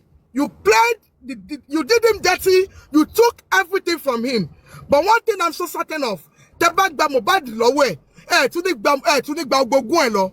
No, we were going to stand by it. We were going to fight it. We're going to fight it because Mohbad ló fi ọpọlọ orí ẹ̀, ló fi kọrin ẹ̀. Òun ló ní royalties ẹ̀. So bàbá ẹ̀ ó jẹ́ ní àǹfààní láti jẹ because wọ́n gbogbo wa là ń gbàdúrà pé ká ṣẹ́gun sí. Ẹ̀mí tó bá ṣẹ́gun sí ló ń jẹ́. Gbogbo wa la gbàdúrà ká tọ́mọ, ká jèrè ọmọ. So ẹni tí ó bá fẹ́ jèrè tiẹ̀ ló máa ní bàbá yìí ò lẹ́tọ̀ọ́ sí ogún ọmọ ẹ̀. Let's leave that aside. Now let's go back to the main issue. Ẹ jọ̀ọ́, the issue of this DNA. One thing I know and I'm certain of, Baba Aloba ò ní jẹ́ kó fi ọmọ ayédèrú kan wá fi gba ogún ọmọ ẹ̀. Kò dẹ̀ ní lajú ẹ̀ sílẹ̀ kó gba ọmọ àlè sínú Aloba. No. If that child doesn't belong to Mohbad, If that child doesn't belong to Mohbad, doesn't belong to Mohbad. There is no amount of manipulation.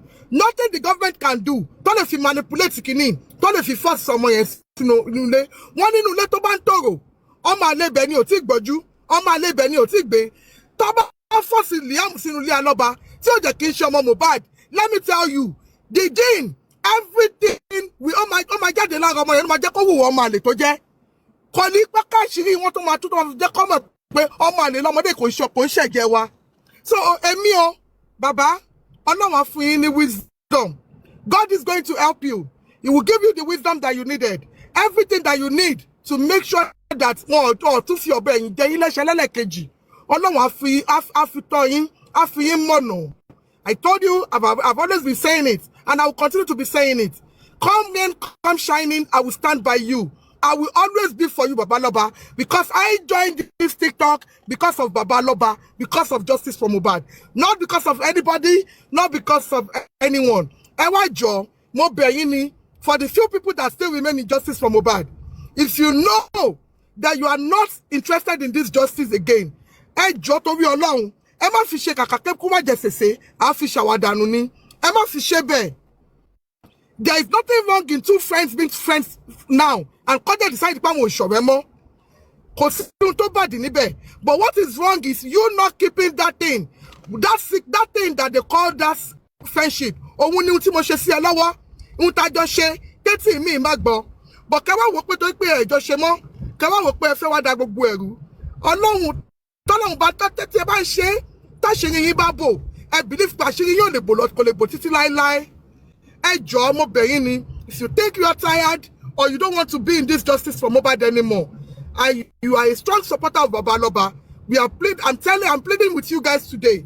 Ẹ jọ̀ọ́, if you want, don't bring that man. Ẹ má jẹ́ kí kàtí gbé bàbá yẹn wá sórí ayélujára. Káwọn èèyàn máa sọ pé ó tán, àwọn èèyàn tó support ẹ nìyẹn. I know and I have people that are supporting Wunmi, that are strong Wunmi supporters, Timomo. They are my friends. But when we talk excessively, I made them to understand some things about this justice. They sat down and realized it. When they wanted to leave Wunmi's camp, they didn't call out Wunmi, they left peacefully. In as much as every one of them left that camp without castigating Wunmi. They left and left her. Ẹ jọ̀ọ́, kí ló wá ṣàwátà wá gbọ́ òótọ́ dání? Kí ló ṣàwátà mọ̀ pé we see through this man. We know this man is saying his truth. He's not in there when Mohbad died. Kò sígbà tó pọ̀ mọ́ ẹ̀ ń bẹ̀ now. Man ìyẹn ọ̀rẹ́ ò yàtọ̀ láti jọjọ́ ètò tí ń sọ. For over 2 years he has been saying the same thing. Ẹ jọ̀ọ́, if you know you are tired, you don't want to support him again, please, ẹ jọ̀ọ́ ẹ lọ peacefully. Don't come on social media to come and castigate this man again. Don't come on social media to come and say, I want to say my truth, I want to talk to you. Nobody wants to listen. The people that want to listen to whatever you want to say are the evil people that they want to cut your story. They want to cut whatever you want to say and be posting it everywhere. Just to make that man look bad. Lójú gbogbo ayé. Ẹ má jẹ́ ká tún instigate àwọn èèyàn against this man again. Our circle is very, very small. We are very, very small. Ìwọ̀nba àwa tó kù ìfẹ́, àwọn tó fẹ́ dúró ẹ jẹ́ kó dúró, àwọn tó bá ti sú ẹ jọ̀ọ́ ẹ jẹ́ ká lọ peacefully. If I decide today that I'm tired of coming to TikTok to come and talk about justice for Mohbad, I will go peacefully without coming for this man. But in as much as God is still sparing my life, I will continue to be standing with that man because I've seen him, I've heard him, I saw the deep cuts in his voice. I saw the way that man is feeling. And it's about someone who the motto Sherry always for gbogbo wa o. Láti wà lórí social media, láti máa give advice, láti máa sọ̀rọ̀, láti máa ní ká máa ṣe báyìí because a lot of people have not even been home. Láti rí bàbá yìí, ẹ kàn rí lórí fèrèsé ni, ẹ rò pé bóyá ẹgbẹ́ náà nínú ẹ̀ ṣe dùn sí. But ẹ bá jókòó pẹ̀lú Joseph Aloba, within 5 minutes, àánú Ọlọ́run, àánú abiyamọ ṣe yín, gbogbo yóò ní fẹ́ ronú pé kí n fi gbogbo ọjọ́ ayé mi sí ọmọ, kí n wá pàdánù ọmọ yẹn. Ẹ jẹ́ ká ní empathy. Let's have empathy. Everything we are doing it for humanity. I don't want anybody to gift me. I don't want anybody to give me money. I'm doing it because of my conscience and because of humanity. I want the truth. The truth and the truth shall set me free. Because I will, for that fact alone, I will continue to stay with that. I will stand by him. Please, I'm begging every one of us to go. Anybody, Tinubambi, anybody, Toba, anything, because of personal issues or anything, job for the sake of this man. Settle your personal differences in-house. Settle in-house. There is no crime in you guys ignoring each other. Because of court, not mo bẹ̀yìn ni ẹjọ́ àní fi wé ilé ìgbà ọdún ayọ̀ la máa ṣe lágbára Ọlọ́run àwọn ọmọ wa náà ní kú wọn ò ní pàdé obìnrin alágbèédá wọn ò ní pàdé obìnrin tó máa dẹ́mi wọn légbodò àwọn ọmọ wa ọkùnrin náà ò ní rárìn fẹsẹ̀ sí wọn ò ní ṣìfẹ́ wọn ò ní pa àwọn ọmọ obìnrin wa wọn ò ní pàdé ọkọ tó máa gbẹrù lórí wọn tó máa balẹ̀ ayé wọn jẹ́ wọn ò ní pàdé ẹ̀ ẹjọ́ torí Ọlọ́run ẹ jẹ́ ká ṣe for humanity. Let's have empathy on this man. He's not perfect. He will make mistakes and he will continue to make mistakes. But let's just give him time. Let's give him time to digest the whole thing. Tababa wọn sọ̀rọ̀ taba yìí pé wọn ò tí gbọ́. Ẹ má jẹ́ ká assume pé àwọn èèyàn kan ló ń control wọn. Ẹ má jẹ́ ká assume pé àwọn èèyàn kan ló ń wọ̀ because I need evidence. But some people react to things differently. The way some people reason, the way some people as consume information, ó yàtọ̀tọ̀ síra wọn. The way that they should react sí, ó yàtọ̀tọ̀. Let's give him that time. Let's be patient with him. Let's be with him. Thank you, everybody. Thank you. God bless you. Baba Mohbad, we are with you. We will continue to be with you. I will continue to be resolute. We will continue to call the government. Because the government is the position that we will continue to be calling them. They will be forced to do the right thing. We will force them. On time ọdẹ máa gba kíní lọ́wọ́ èṣù ni ṣíbí ẹ̀ máa gùn bẹ́ẹ̀ lọ́rọ̀ àwọn àtàwọn Lagos state ṣe rí. We are going to do everything. All máa ṣe the right thing. Ọlọ́wọ́ àjẹ́ fún wa ṣe. Thank you, everybody. God bless you. Thank you.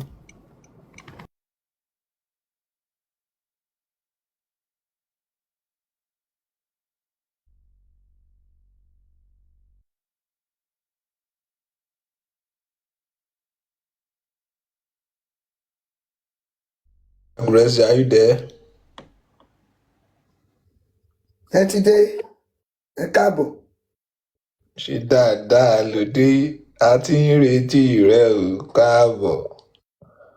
Mo sọ́dọ̀ onífọ̀mọ́lẹ̀. Ẹ má gbé wa lọ sí etí ní o. Olúwa Emmanuel Mohbad Aloba. Me, I think the most interesting part of this justice for Mohbad that I'm looking forward to is the criminal aspect of justice for Mohbad. Because the criminal aspect of justice for Mohbad is the one that will enshrine what I will call the Mohbad's law, that will always be referred to as the Mohbad's law for future generations against anybody, either male or female, going ahead to take a drastic, deadly decision against his or her partner.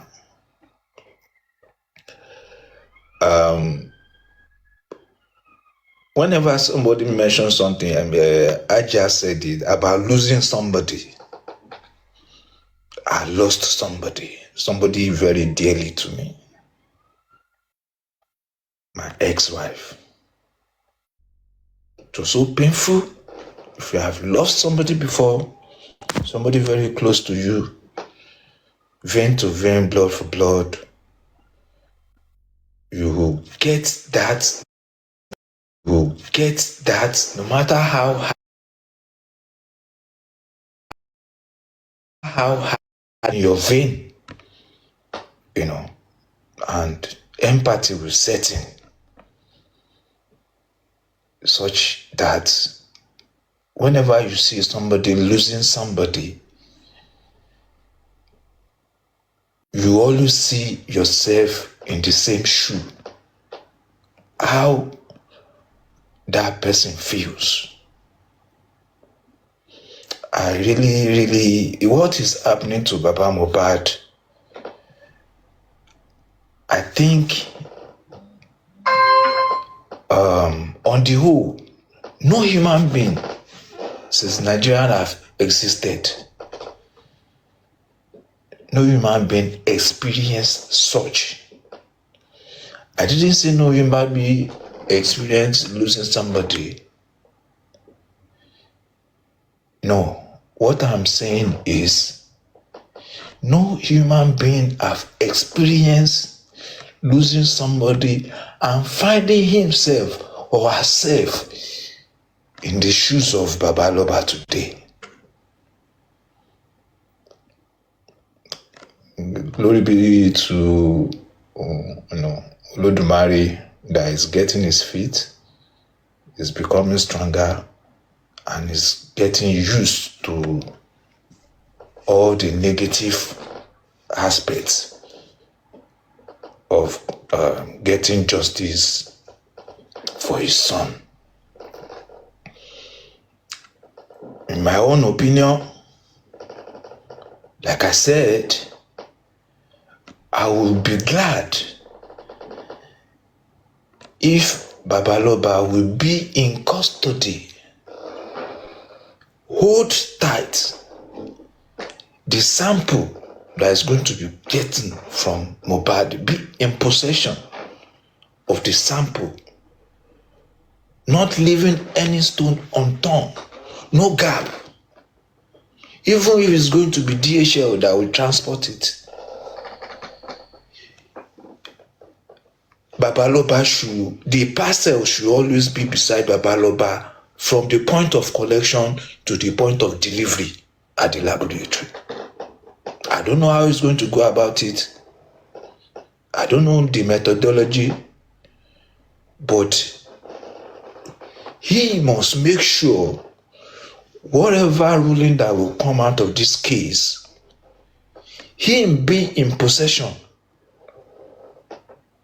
based on if you look into the last experience of autopsy and toxicology, what did you call it? Because he was far away from the parcel, from the sampling, it was far away, distance afar.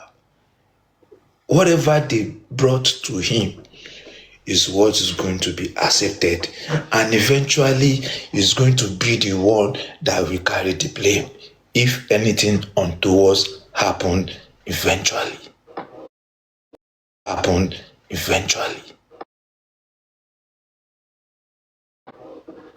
Tactics, anything, and be in possession of the sample side by side,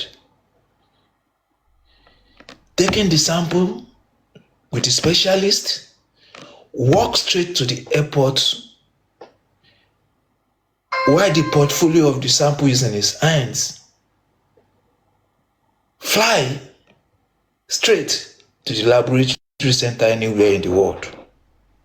Whatever the cost will be, they should tell us. We will reason with him. I think I'm done with that. But mine, as a person, based on my discipline, the criminal aspect of that case is more than germane.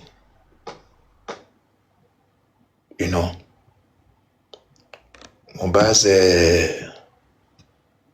petition letter is there. The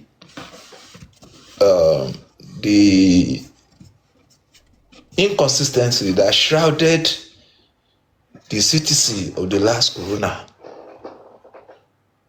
is also there, especially the submission of the driver and I think a prime boy. Mr. Gurexy, the position you find yourself,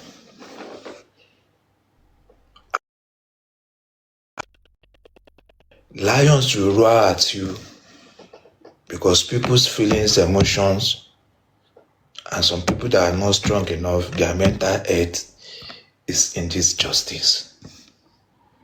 Káwọn ẹlòmíì kan máa ti gbọ́n orin Mohbad ni. Káwọn ẹlòmíì kan máa ti gbọ́n orin Mohbad ni. If they say they will leave justice, ìjọ tó bá ti gbọ́n orin Mohbad wọ́n á tún padà sórí Instagram àbí TikTok. So if some people are venting, please don't blame them because of the experience they have had entrusting results. Though Baba, nobody can blame Baba because he's not in the possession.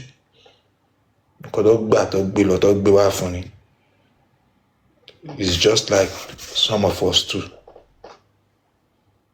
But at this point, as this case move forward, why the DNA is being followed up, which must be followed judiciously, is a must. The forensic analysis of the criminal aspects of justice from that is more than germane. And I will enjoy, like me, I always say it anyway, whatever issues we have amongst ourselves, we should be out of justice.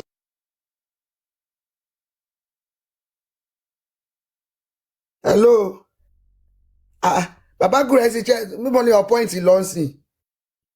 Moderator, mo suspect you.